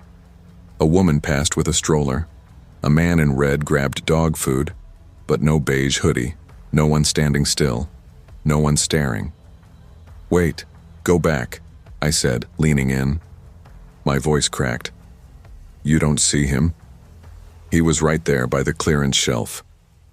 The guard rewound. Same scene, still no man. We checked other cameras, the restroom's hallway, the front entrance, even the bakery we never reached. Nothing, no trace. "Maybe it was a glitch," the manager said, shrugging, "or someone who already left." No one said the other thought out loud. Stress, imagination, paranoid teen girl. On the ride home, Jamie stayed silent. No silly stories, no pointing at clouds. He just stared out the window, fists tight in his lap. I tried to lighten the mood in the car. "Cool toy, huh? Maybe we'll find something online later." That T-Rex was... Jamie turned his head slowly, his eyes flat. "He's still here?" The air vanished from my chest. "What?" Jamie looked down at his hands, twisting them in his lap. "He said he just wants to know where your room is." I didn't answer. I couldn't. I didn't want to scare him worse, and I didn't want to believe it myself. But I didn't sleep that night. Not for a second. Thunder started around midnight. One of those slow summer storms that lights the sky long before the rain arrives. I sat on the edge of my bed, hoodie wrapped around me, flashlight clutched so tight my knuckles ached. Jamie was across the hall, fast asleep. I'd already checked on him 3 times. He always slept heavy even now, but I couldn't. Every creak made me jump. Every passing car sent me creeping to the window. At 2:17 a.m., the doorbell rang. Twice. Ding-dong. Pause. Ding-dong. My whole body froze. Our porch light was motion sensitive. It hadn't come on. I slipped out of bed and tiptoed toward the front door. Slowly, I peeled the curtain back. Nothing. Just the wet porch glistening under the storm. A single puddle spreading across the top step. No figure in the yard. No shadows on the sidewalk. No car. I stayed there, barely breathing, for 10 minutes. Then I checked the locks, one by one. Every door bolted, every window shut. Still, the sense of being watched clung to me like static. When morning finally crept in around 6:15, I opened the front door to check. The storm haze had turned the sky a bruised blue-gray. No footprints. But on the bottom of the door, just above the rubber strip, there was a scratch. Thin, deliberate, 6 inches across. I ran my finger over it. The paint was carved deep into the wood. Later that day, I tried to laugh it off. I asked Jamie about it, hoping, praying, he'd say it was all a joke. But he just looked up from his cereal, spoon hanging in his hand. "He likes to hide now," he said, "so you don't tell." I didn't ask what he meant. I didn't want to know. We stayed inside most of that week. I told our parents I wasn't feeling well. They were too tired to press. I made excuses not to take Jamie back to the store, not to leave the house at all. But every night something new happened. First the doorbell, then the porch light flickering on and off without reason, then scraping sounds, soft at first like twigs brushing the siding, then louder, closer. One night I swore I heard something shift across the roof. I was unraveling, but it didn't feel like my mind playing tricks. It felt like something had followed us, something that had attached itself, and I didn't know why. Then Jamie started talking to it. At night, I'd hear his whispers through the wall, not the playful mumbling of pretend games, not like kids do with toys. These were full conversations, words, pauses, like he was listening. One night I cracked his door open. He was sitting up in bed facing the window. "No," he whispered. "She's not mean. She's just scared. A long silence. Then, I can't tell you. She said not to. I stepped inside. Jamie, who are you talking to? He didn't flinch. He just blinked at me. Curtains open too long. He likes that window. And then softly, like a warning, you keep your eyes closed tonight. That night, and every night after, I did. It all came to a head 2 days before school started back. Mom had taken Jamie to a doctor's appointment and I was home alone, trying to pretend life was normal. I made lunch, cleaned up, even organized my backpack. Then, without warning, the power went out. No storm, no wind, no work crews, just silence, like the world had been unplugged. I grabbed the flashlight from under the sink and flicked it on. That's when I saw him. Standing in our backyard. He wasn't blurry or shadowy. He was solid. Real. Same beige hoodie. Same pale, unreadable face. But thinner now. His pants were smeared with dirt. Something dark stained his mouth. His arms hung too long at his sides, fingertips grazing his thighs. I dropped the flashlight. By the time I scrambled to pick it up and shone the beam outside, the yard was empty. I called the cops. They came, walked the perimeter, took a report. No footprints, no signs of forced entry. Just me, shaking on the porch, holding a flashlight and a story no one believed. Jamie and I never spoke about him again. Not directly. But the week school started, I found a sticky note on my pillow in Jamie's shaky handwriting. Don't let him in, even if he looks like me. I kept that note for years.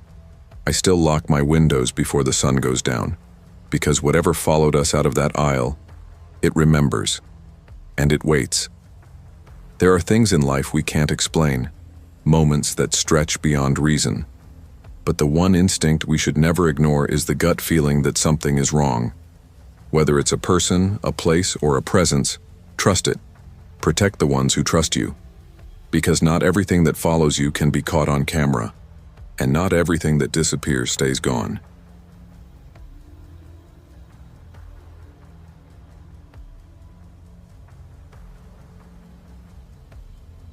You don't grow up dreaming about ending up in a guard shack. Nobody sits through 4 years of college picturing themselves stuck in a prefab box outside a warehouse that stinks of burnt pallets and diesel exhaust. But life doesn't give a damn about your plans.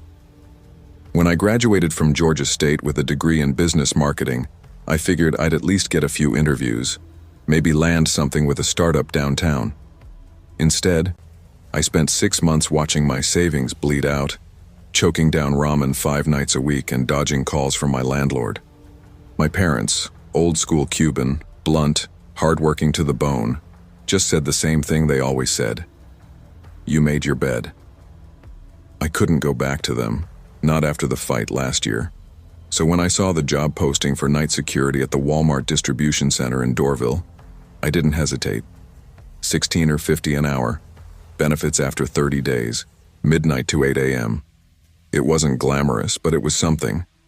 Something I could point to when people asked what I was doing.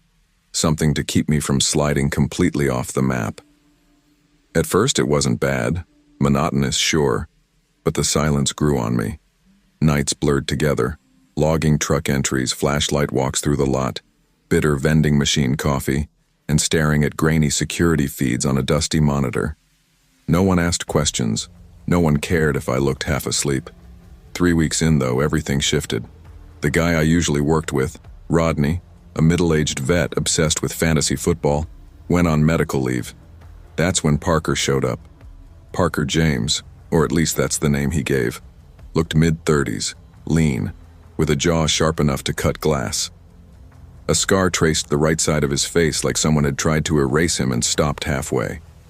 He always wore the same beat-up jacket and carried an old metal thermos that looked like it had survived a war. I tried making small talk that first night. So, Parker, you come from another security gig? He shook his head. Oil rigs, out west.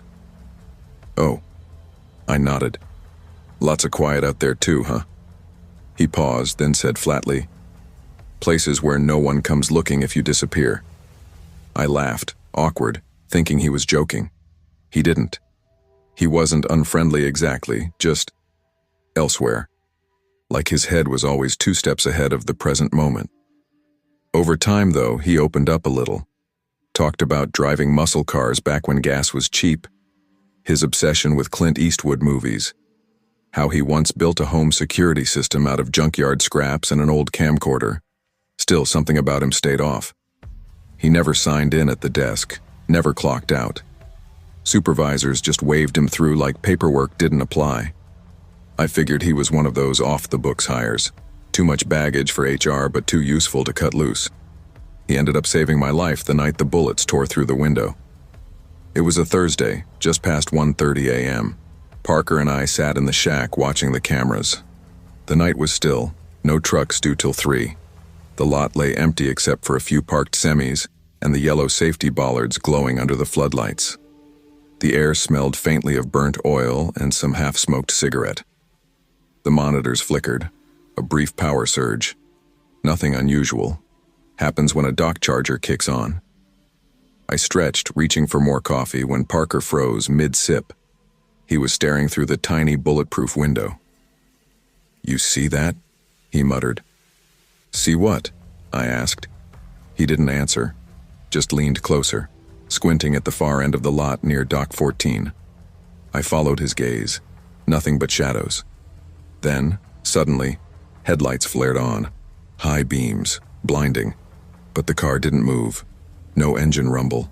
No crunch of tires on gravel. Just lights. Then Parker slammed into me, tackling me to the floor. My elbow scraped against the concrete. "What the hell, man?" Before I could finish, the window behind us exploded inward. Glass rained down. Something slammed into the wall above the desk. Then another. The coffee pot shattered. Bullets. We ducked behind the desk. My arm burned. Blood trickling from the glass shards. Parker yanked a revolver from his backpack like it was muscle memory. "You brought a gun?" I hissed. "I don't leave home without it anymore," he muttered, loading it with practiced speed. A voice outside, muffled but sharp, carried through the night. "Hand over McCabe now." I whipped toward Parker. "Who the hell is McCabe?" He didn't answer, just snapped the cylinder shut and whispered, "Shoot to scare. Stay low, they don't." Then he was up and out the door, into the night. The gunfire stopped maybe a minute after Parker ran, but that minute stretched into an eternity.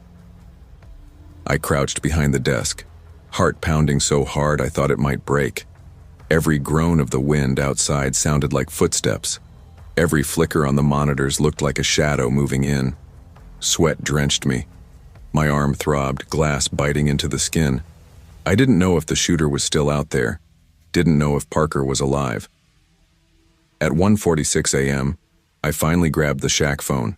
My voice shook as I forced the words out. "Security breach. Warehouse. Shots fired. Guard shack. Doorville." The dispatcher told me to stay on the line. I couldn't. My hand was trembling too hard. I dropped the receiver, curled into the corner, pulled my knees to my chest. For the first time in years, I thought about praying. When the police arrived 11 minutes later, they moved fast. Guns drawn, lights flooding the lot. The police moved like shadows with flashlights. They swept the entire dock, shouting commands, but found nothing. No shooter, no vehicle, no casings, not even tire tracks. Just shattered glass, a wrecked desk, and me, shaking in a jacket speckled with blood. They fired questions at me I couldn't answer. "Did you see the shooter?" "No." "Do you know anyone named McCabe?" "No."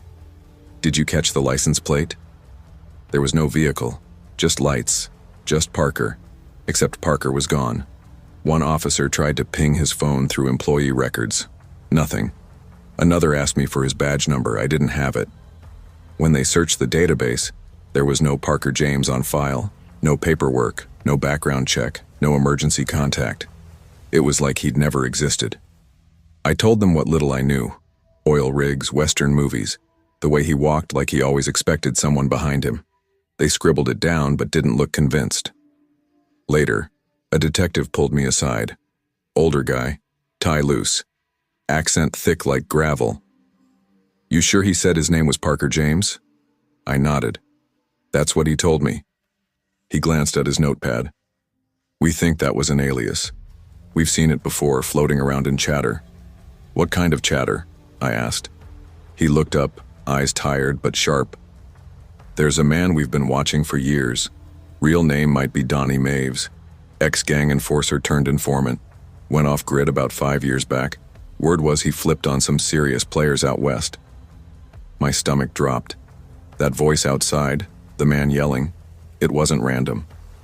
So the shooter was after him? I whispered. Most likely, the detective said. If that's true, you weren't the target. I didn't say the thought out loud, but it echoed like a gunshot in my skull. What if they think I know where he is now? I lasted 4 more nights in that shack. Each shift I sat patched up, my arm still raw from glass, surrounded by the scars of what happened. The broken window had been replaced, but the filing cabinet still carried a bullet dent, and the desk corner still showed the crack where Parker had tackled me. The smell of scorched coffee lingered. The other guards didn't ask. Most didn't even know a shooting happened. Corporate buried it, called it equipment malfunction in the report. A safety memo went out about environmental awareness, as if we were supposed to worry about raccoons or forklifts. But I knew better. Parker had vanished like smoke. No phone, no trail, nothing. And the more I replayed it, the more certain I became that he'd been waiting for it all along. The way he moved, the way he avoided cameras, the way he never looked surprised. Like he knew the night was coming, and I'd just been dragged into his shadow.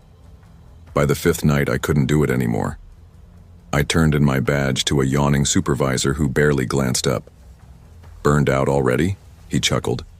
Something like that, I muttered.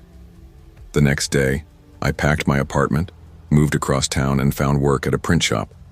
Less pay, but no one aiming at me through windows.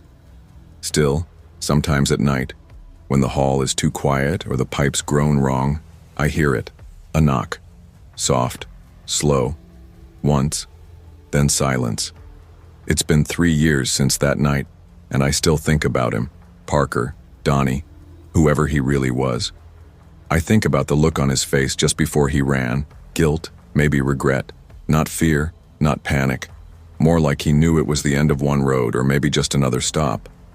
I've never told anyone the full story, not my parents, not my friends, certainly not anyone who might ask about a man who doesn't exist on paper. Writing this now, I realize maybe I just want to remember him the way I saw him, flawed, strange, maybe dangerous, but not evil. He could have let me die that night, but he didn't. He yanked me down, got me out of the line of fire. That has to count for something. Part of me hopes he made it, that he got far enough away, found a cabin in the woods, took a new name in some quiet city, but deep down, I know better. Men like him don't get to retire. They just vanish, ghosts with real scars, names no one remembers. Not every danger comes with a warning. Sometimes it walks beside you, silent, unnoticed, until it suddenly snaps into view. Everyone we meet carries stories we'll never know, stories that can reshape ours forever. Trust your gut, watch closely, and never assume the quiet ones have nothing to run from, because sometimes what they're running from might already be standing closer than you think.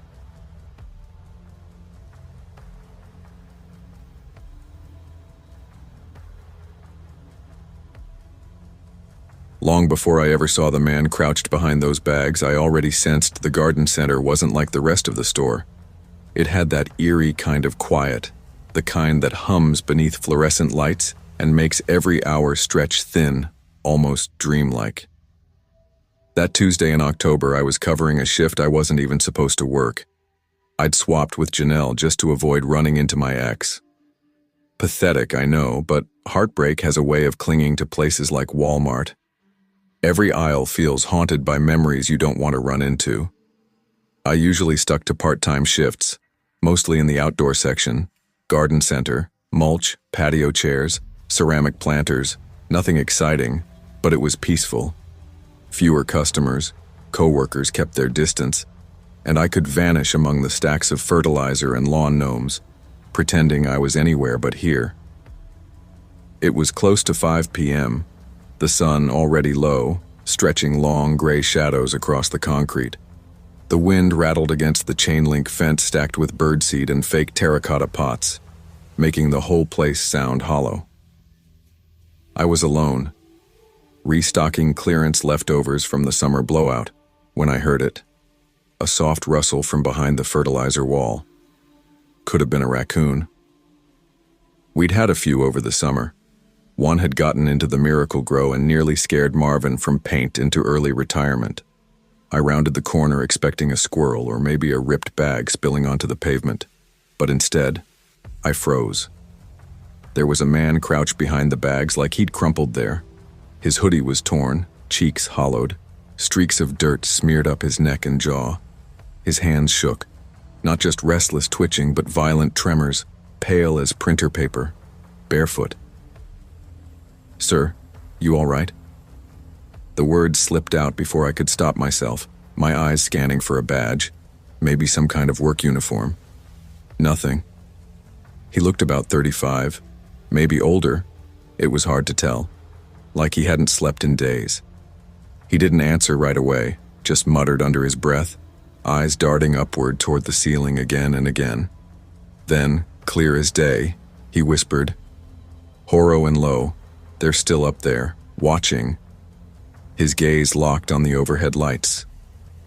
"Don't go near the ceiling lights." Suddenly his hand shot out and clamped onto my sleeve. I swear it felt like ice burning straight through the fabric. "I'm going to get someone, okay?"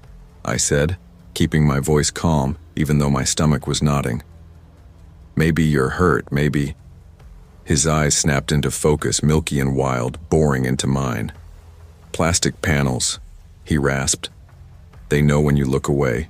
They see through the fixtures, the eye." It radioed in. By the time security arrived, he didn't resist. He let them pull him to his feet, mumbling all the while, something about escaping the loop, about roof tiles hiding patterns. Rick from maintenance helped carry him out. I did what I was trained to. Filled out the incident report, checked all the boxes, talked to Rick. Then I clocked out and went home, trying to shake it off. The next day, though, something didn't sit right. I mentioned it to Sherry, the assistant manager. "What man?" she asked, dead serious. I laughed, thought she was messing with me. "The guy who collapsed near the fertilizer bags. I filed a report. Rick was there." Sherry just blinked. "There's nothing under your name," she said. "Dream, maybe? You sure this wasn't yesterday, or..." Her tone made me feel stupid. For a second I doubted myself. But I remembered the way his grip had frozen my arm, the way his eyes flicked up at the ceiling like it was alive. You don't forget that. Not unless something wants you to. By Saturday, the garden center felt colder than usual. Not just the dip in temperature, something heavier lingered in the air. Stillness, that thick weight that makes you turn around even when you know no one's there. I was helping Kendra, a new temp, organize leftover patio chairs. She was all energy, chewing gum, talking about starting college in the spring, how she couldn't wait for Halloween. I wasn't in the mood, but I nodded and smiled when I had to. When things slowed down, I decided I needed reassurance. I found Rick with his clipboard. "Hey Rick," I said, trying to sound casual. "You remember Tuesday night? That guy behind the fertilizer wall?" Rick looked up, pen hovering. Then he just paused. "You mean the one that collapsed, curled up like a baby?" Rick asked, his brow furrowed. "Yeah," I said quickly, relief loosening my shoulders. "Yeah, that's the one." I thought I was losing my mind. Sherry swore there wasn't any report. Rick squinted at me. "Which time are you talking about?" My stomach tightened. "What do you mean, which time?" He lowered his clipboard. "Cam, that same guy showed up 2 years ago, same exact spot. We had to call an ambulance. He wouldn't stop whispering about things in the lights. Then he vanished from the hospital that same night." I just stared at him, my brain scrambling to process it. No, this was 4 days ago. I saw him, talked to him. His hoodie was torn on the shoulder and he had a scar right here. I tapped my temple. Rick's face drained of all color. His voice was hushed. Never forgot his feet. That's the same guy, Cam. Barefoot, same guy. A laugh escaped me, dry and shaky. That's not possible. Rick didn't laugh back. He just shook his head. I know, but he never aged. Same voice, same look. I didn't sleep that night. Around 3 a.m., the fluorescent light in my apartment flickered once, and I couldn't shake the sound of that man's rasping voice. They see through it. Something in me started to believe he hadn't just been raving nonsense. By Monday, it was all I could think about. After my shift, when the store was quiet, I asked Ramon from security if I could see the archived footage. I just want to check something, I told him. He gave me a look. What are you after? Shrinkage claims? No, just personal. He didn't argue, just pulled up the timestamp from Tuesday. There I was on the monitor, stacking planters, walking behind the fertilizer stacks, but the man wasn't there. Instead, just a faint shadow, low to the ground, shifting like a breath. No crouched figure, no hand on my sleeve. Maybe the angle missed him, I muttered, though even I didn't believe it. Ramon rewound, zoomed in. You're alone, man. Camera doesn't lie. I left without another word. That night I didn't sleep either. The next day on impulse I asked Ramon to pull up the live feed from that same camera. The shadow was still there, not moving anymore, just sitting like a burn mark on the screen. When I glanced up at the real ceiling above that corner, the light flickered once. The following week it all got worse. That phrase clung to me. Don't go near the ceiling lights. Like a song I couldn't shake. I started noticing the fixtures everywhere. In the pharmacy aisle, one panel buzzed faintly. In the snack section, a bulb dimmed whenever I passed beneath it. Maybe it was paranoia, or maybe I was finally seeing what he had. I even asked Sherry about it. Do you ever notice the lights flickering like patterns? She stared at me like I'd grown a second head. Cam, I think you need a break. She wasn't wrong. I hadn't been sleeping, barely eating. I drifted through the store like a ghost, waiting for that next flicker. By Thursday, I was avoiding that corner of the garden center altogether. I told Kendra my knee was acting up, made her do the heavy lifting. She rolled her eyes but didn't argue. Then, one night I saw him again. Not directly, through the reflection in the sliding glass door. I was restocking rakes, turned toward the glass, and there he was. Same torn hoodie, same scar. But this time, a shadow clung to his back, twisted and shifting like a second body. I spun around. Nothing. That Friday, I handed in my resignation. I didn't give much explanation, just said I needed to reassess my direction. Sherry looked half relieved, half concerned. Ramon shook my hand and told me to get some sun. Rick only nodded, like he knew more than he'd ever say. Now I work at a local hardware store. No ceiling panels like those. No fertilizer walls hiding shadows. Just paint swatches and retirees asking for caulk. Still, sometimes I end up back at Walmart. Hard to avoid. And every once in a while, walking through the detergent aisle or frozen pizzas, I look up. Just for a second. If the lights flicker, just the faintest twitch, I feel something cold slip through me. A presence. Watching. Sometimes the most ordinary places hold the deepest darkness. Not because they're haunted by monsters, but because they bury what we choose to forget. When we dismiss the signs, when we ignore the impossible, we feed the shadows where people vanish. And if you're not careful, you become part of them. Pay attention to the flickers. Some warnings don't come twice.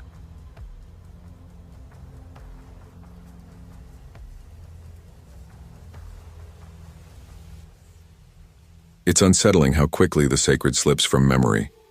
I've been the parish priest at St. Helena's in South Columbus for over a dozen years, long enough to watch the pews empty out and the hymnals gather a fine coat of dust. The organ pipes sit quiet more often than not. Faith just doesn't draw the crowd it used to. These days it's a handful of elderly parishioners who still cling to the ritual, A couple of families doing their best to raise their kids with some sense of reverence, and the occasional soul who stumbles in when life presses them too hard. I've never been a mystic. My vocation has always been about walking that narrow, difficult line between the divine and the human, the sacred and the ordinary. But in December of 2020, something happened that I still struggle to make sense of. It began with a confession. Nothing unusual, at least on the surface. But it's one I'll carry with me to my grave. It was a Tuesday evening, just past 7. Snow was drifting down outside in soft, lazy flakes, the kind that never sticks but slows the world, muffles it, makes you pay attention. I was closing up after evening prayers, keys in hand, when I heard the heavy wooden door creak open. A man stepped inside. He wasn't dressed for the weather, just a thin jacket zipped halfway up. His eyes darted around like he was checking for pursuers.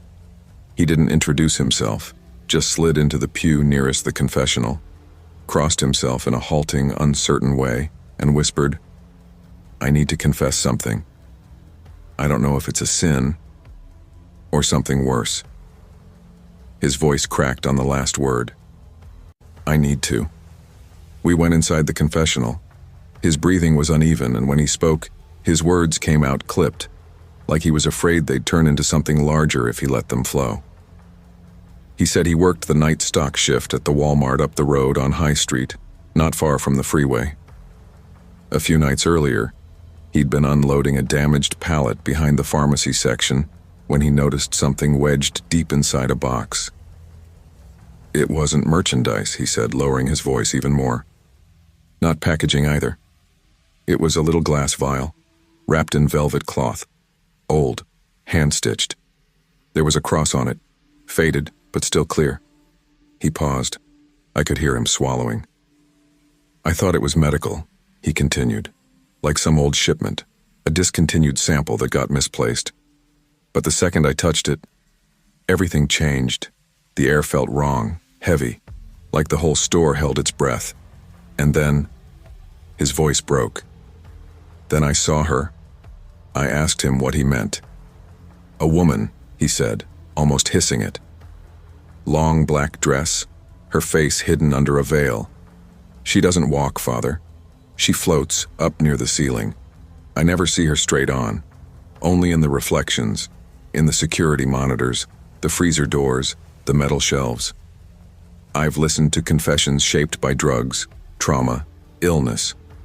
But there was something in his tone, raw, frightened, unpolished, that pressed into me.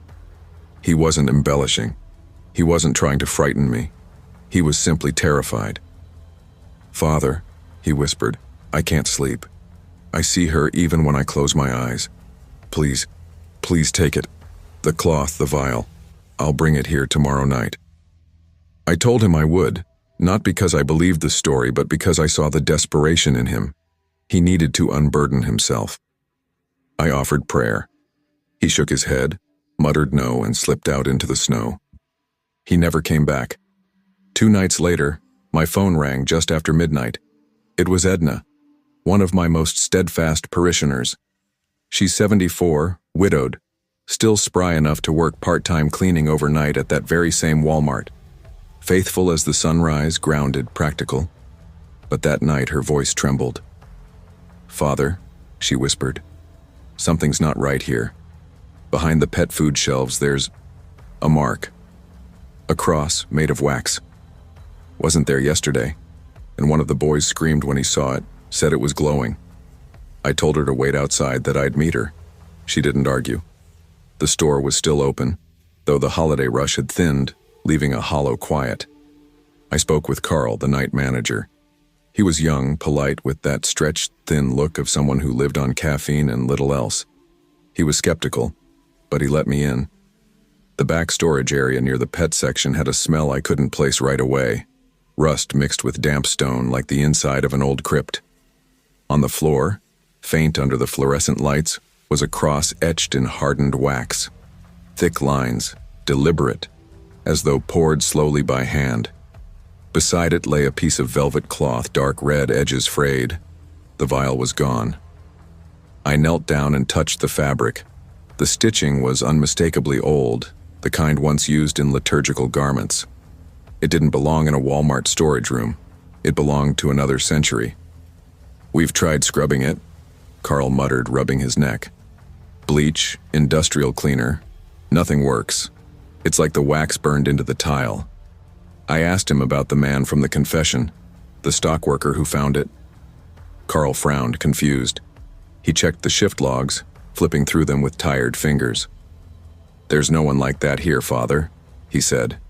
"No name, no badge number, no employee record. I see dozens of guys cycle through, but if someone dropped something like this here..." He trailed off, shaking his head. Later that night, I brought the velvet cloth back with me. I sealed it inside a wooden box in the rectory. I didn't pray over it. I didn't want to. I didn't touch it again. But as I walked past the chapel mirror on the way to my quarters, I caught sight of something at the top edge of the glass. The faint drift of a black veil swaying near the ceiling. I didn't sleep. Not a minute.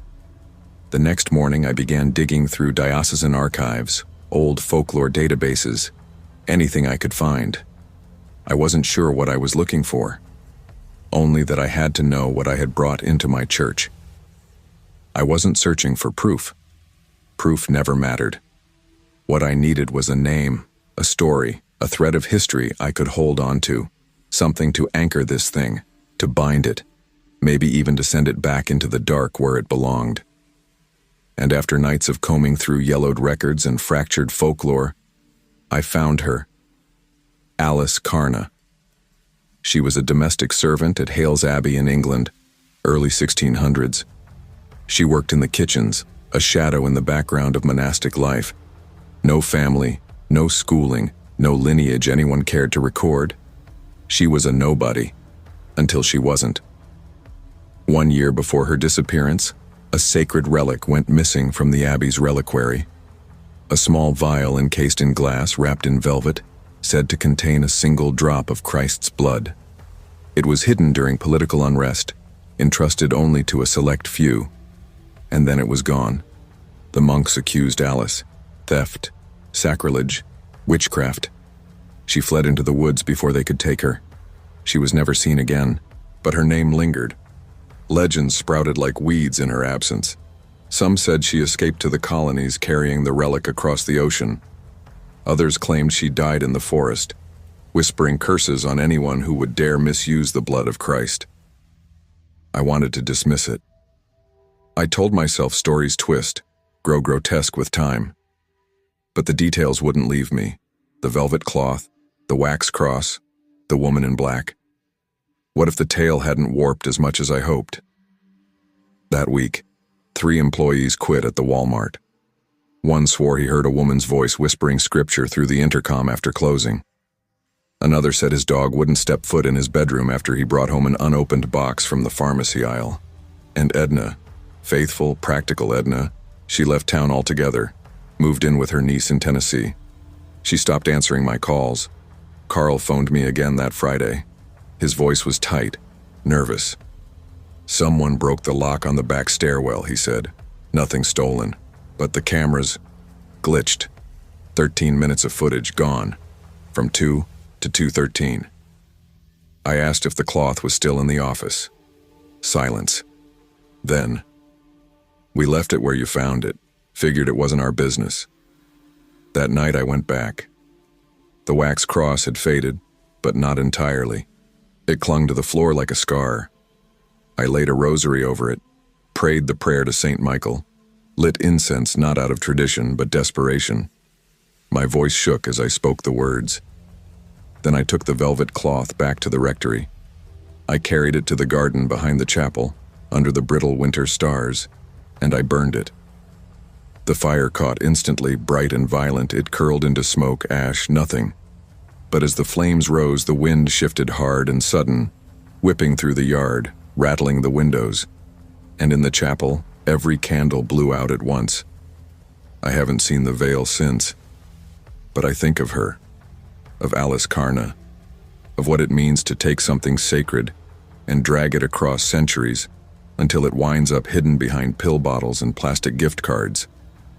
I wonder if she was thief or victim, if she clutched the vial for herself or tried to protect it from hands unworthy of it. I still shop at that Walmart sometimes, only when I have no other choice. When I do, I keep my pace quick, my eyes fixed forward. I never linger in the pharmacy aisle. Once I made the mistake of glancing at the CCTV feed near the front desk. Just a casual glance, a reflex. But in the corner of the screen, in the reflection above my shoulder, I saw her.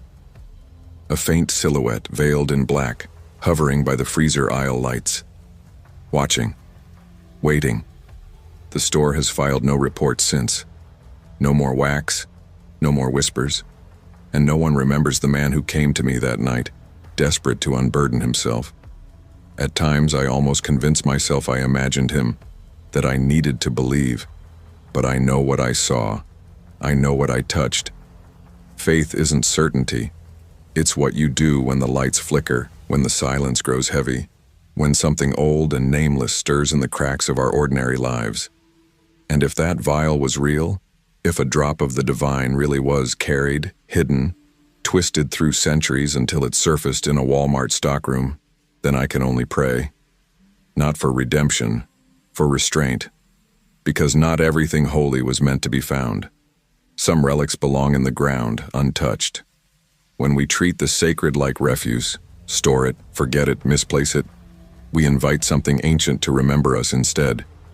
And when it does, I fear we won't be ready for what looks back through the veil.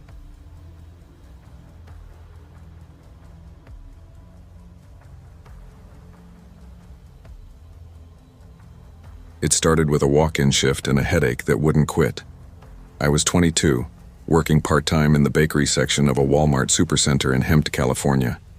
My life felt like it was stitched together with frayed thread, trying to keep my GPA afloat at the local community college, wrestling with financial aid paperwork that never seemed to go through, and on most days, just staying out of my family's orbit.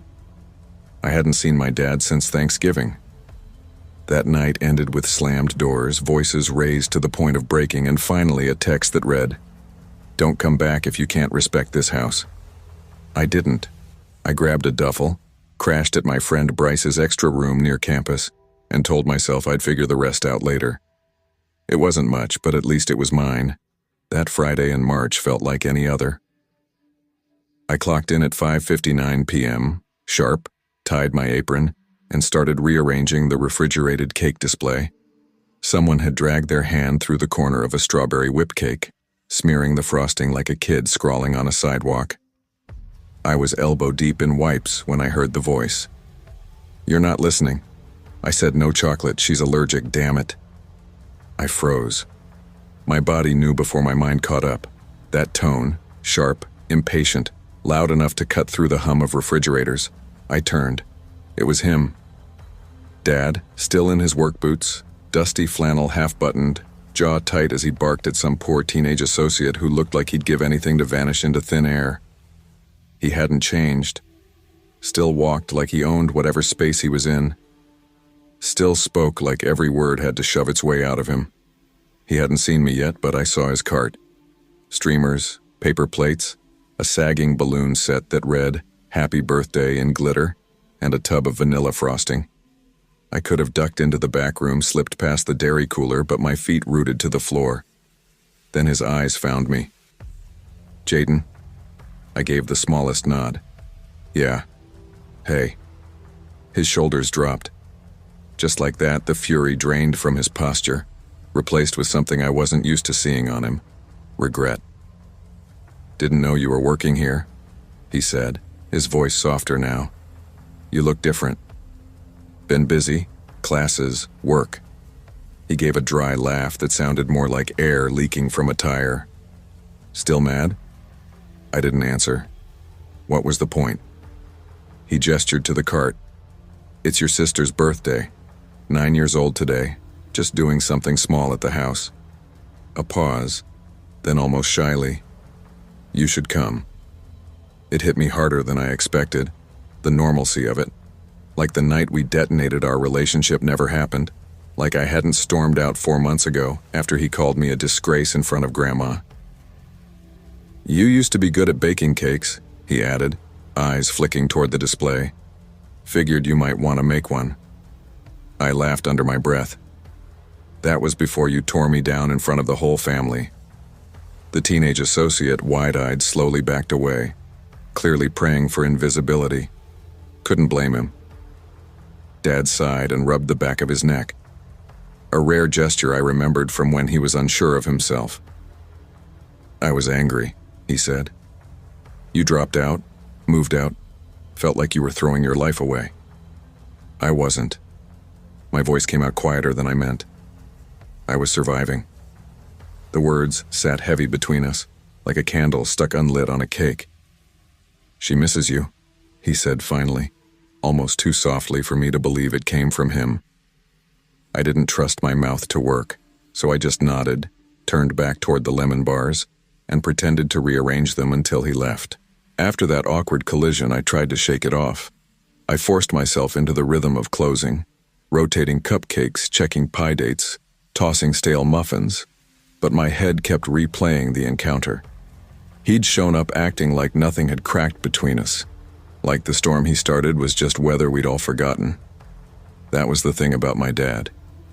He never heard his own thunder. Later, when I was clocking out, the same teenager from earlier caught me by the break room lockers. His badge read Tyler. He was chewing on something he'd probably swiped from the deli. "That your dad?" he asked. "Yeah," I said, tugging off my apron. He seemed intense. I smirked. He's not usually like that, unless he is. Tyler gave an awkward little laugh. "Family's weird."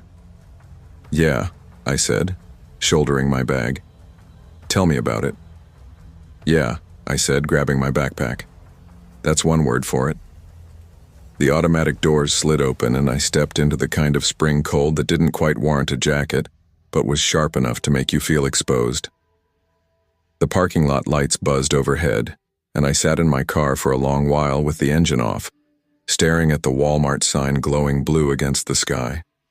It looked less like a beacon and more like a tired nightlight. Something meant to guide, but too worn out to do much anymore. No tears. No outburst of rage.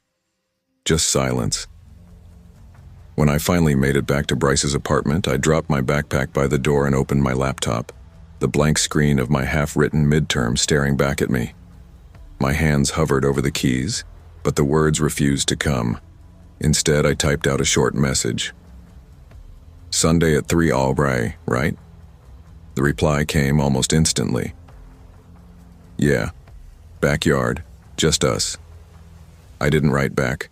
I just closed the laptop and let the room fill with quiet. Sunday came faster than I wanted it to. I thought about ghosting the whole thing more than once, but the way Dad had said, "She misses you," kept replaying, refusing to let me off the hook. I thought about the first time I helped her bake cookies, how she dumped flour all over the counter and laughed when it puffed into the air. I thought about the way she hugged me when I surprised her with that pink unicorn cake on her 5th birthday, arms tight around my neck, frosting still on her cheeks. So I showed up, not with a homemade cake, just a smile and a Target gift bag with glittery slime and a tiny sketchbook tucked inside. The backyard hadn't changed. Same cracked patio chairs, same patch of stubborn dead grass, same sagging string of lights that never worked right. Through the sliding glass door, I saw her. She spotted me first, and before anyone could stop her, she barreled outside. "Jaden." She slammed into me like a rocket, nearly knocking the gift bag out of my hand. I held her tight. "Hey, birthday girl," I said, breathing in the faint mix of fruit punch and frosting clinging to her hair. It hit me in the chest, a kind of ache I hadn't expected. Dad stayed by the grill, spatula in hand, pretending to be busy. Mom waved from the kitchen window, her smile stretched thin, her eyes giving away the tension. The afternoon blurred in cake slices, torn wrapping paper, and soda-soaked paper plates. When the noise shifted into games and laughter, I found myself at the edge of the yard, leaning against the old wooden fence. He came over. "I'm glad you came," Dad said, flipping a burger like the motion might disguise his discomfort. He didn't look at me. "She looks happy," I said. "She is." We stood there, silence pressing in, words too heavy to lift. Then, almost too quietly, "I'm sorry. About Thanksgiving. About all of it." I didn't answer. "I know I can't take it back," he added, eyes still on the grill, "but I can try to be better."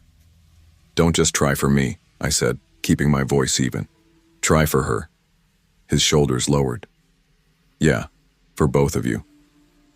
The weeks that followed weren't some movie version of reconciliation. He didn't suddenly soften, and I didn't move back in. But something shifted. He started sending me pictures of her Lego towers, updates about her art shows.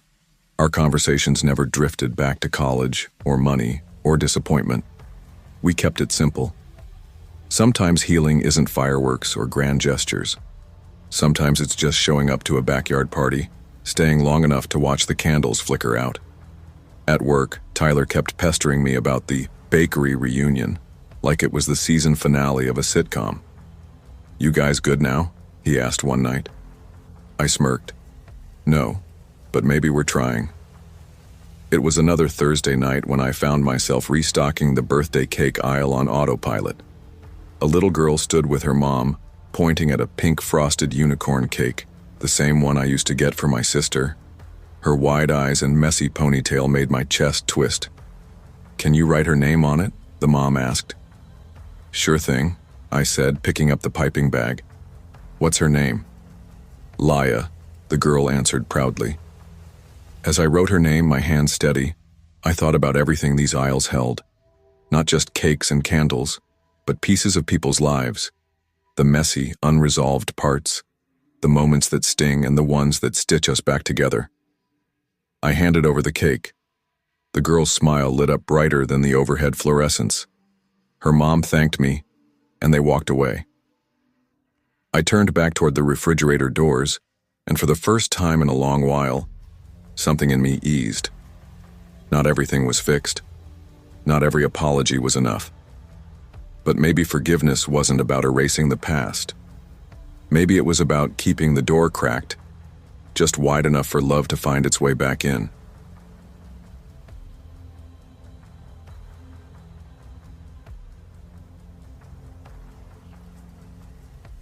I wasn't trying to make the night into anything. It was late October, the kind of evening where the air already hinted at winter but still clung to fall. I'd just finished a double shift, 7 hours on my feet at the front desk of urgent care after an entire morning spent shelving home decor at Home Goods. My scrub smelled faintly of disinfectant, and my spine ached like gravity had doubled down on me. All I wanted was dumplings. That was it. A bag of frozen dumplings, maybe some oat milk, and if my wallet forgave me, a box of cereal. The Walmart on 4th Plain in Vancouver was on the way home. Not my favorite place. Too bright, too quiet, always carrying that sterile feeling like something unseen was about to go wrong. But it was convenient and convenience won. I pulled into the lot and parked where I always did, under the flickering lamppost by the cart return on Row D. Habit, not thought. My brain was too fogged to care. Inside, the store was running on half speed. A few moms wrangling overtired toddlers. A teenager pacing near electronics, yelling into his phone like he was on stage.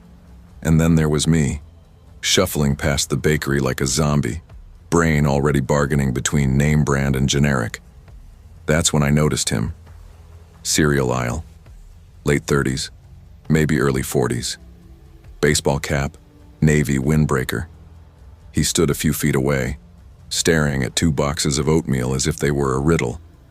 I didn't pay him much attention. Men like that are everywhere in grocery stores. Tired, scruffy, just trying to get out with the bare minimum. But then I saw him again. Frozen foods aisle. No cart, no basket. Just walking slowly. And again, yogurt section. Same pace, same emptiness in his hands. I stopped in front of the Greek yogurts, pulled out my phone, pretended to scroll. That's when I felt it, his presence shifting closer. "Hey, excuse me." His voice was smooth, too smooth. Casual in the way someone tries to sound casual. "Yeah?" I said, not unkind, but clipped. "Sorry if this is weird," he continued. "I just moved here. Can't figure out which yogurt's decent. You look like you eat healthy." I glanced at the shelf and pointed to vanilla. "That one's fine." "Cool." He picked it up like it mattered. "You from around here?" Something in my gut tightened. "Not really. Just passing through," I lied, shifting my weight. His smile stretched a little too wide, teeth showing but not warmth. "Shop late a lot. I've seen you before. Maybe here a few times. You usually..." The blood drained from my face. "I don't think so." I cut in quickly, already nudging my cart forward. "I barely come here." "Yeah, maybe I'm wrong," he chuckled.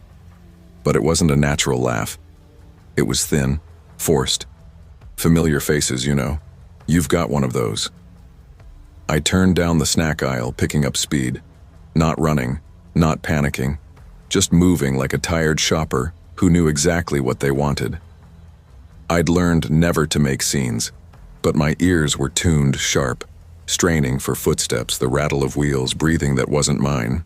I cut through aisles quickly, canned goods, bulk snacks, then arrowed toward self-checkout. My chest felt tight, but I kept telling myself he was probably harmless. Awkward, lonely, maybe.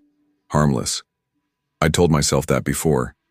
At the register, I moved like I was competing for time. Oat milk, frozen dumplings, clearance granola bar, no cereal. My hands trembled slightly as I scanned, but my face stayed still. Controlled. When I looked up, my stomach dropped. He was at a regular checkout.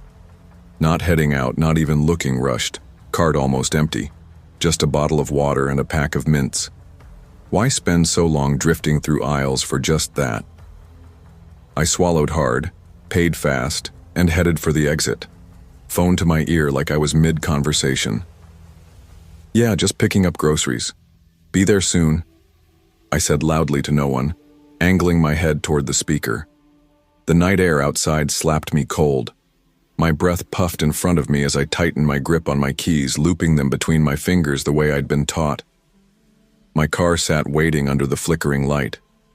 Halfway there, I caught movement in the side mirror. Someone behind me. My chest seized. I spun fast, heart hammering. It was just an older woman returning her cart, not him.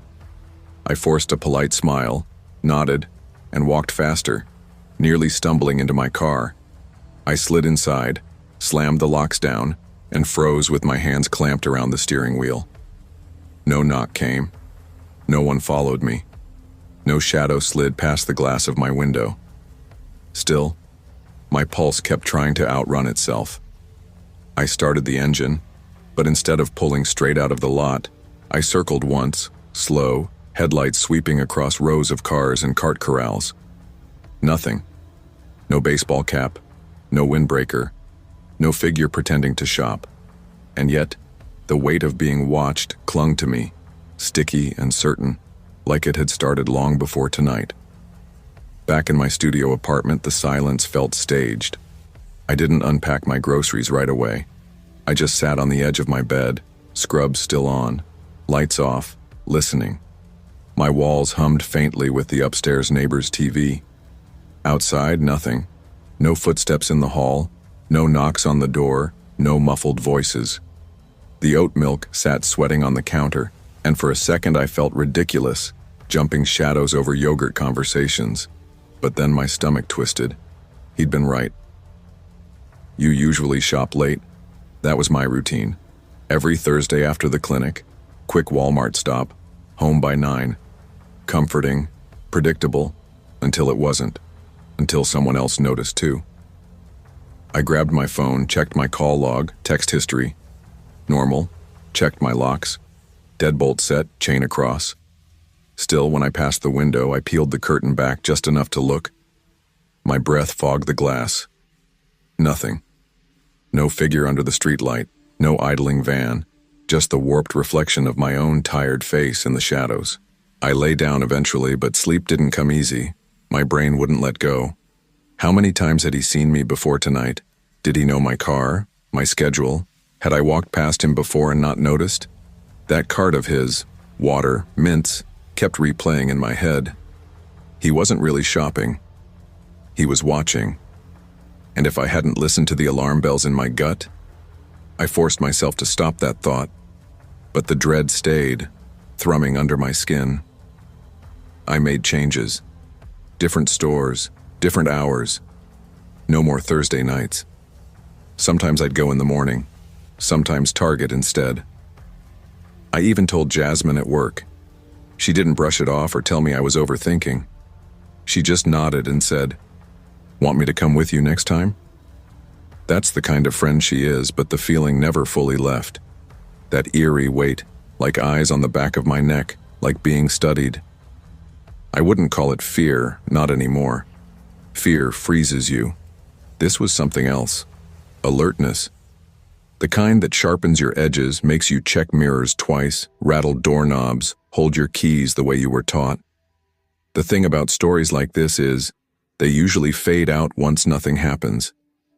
Because nothing did. Because I left before it could. But that's the point. Weeks later, I was at a different Walmart, middle of the day, grabbing cold medicine after a brutal 10-hour shift. Flu season had torn through the clinic and I was running on fumes. I reached for a box on the top shelf and a voice came from behind me. "Excuse me, do you know if this one's any good?" My heart slammed against my ribs. For a second, my hands went cold. But when I turned, it wasn't him. Just a dad, exhausted, holding 2 different cough syrups like they were unsolvable riddles. I let out the breath I'd been holding, gave him the one I knew worked, and he thanked me. Normal. Harmless. Still, when I left, I walked a little quicker, checked my mirrors before pulling out of the lot, kept my keys between my fingers. Because not every stranger wants to hurt you, but some do. And you don't always get to find out which is which until it's too late. That's what instincts are for. You don't owe anyone your time, your answers, your trust. Not when something feels wrong. Your safety isn't paranoia, it's survival. It's wisdom carved into your nerves by everything you've lived through. Trust it. Protect it. You might never know how close the danger really was, and that's exactly why it matters.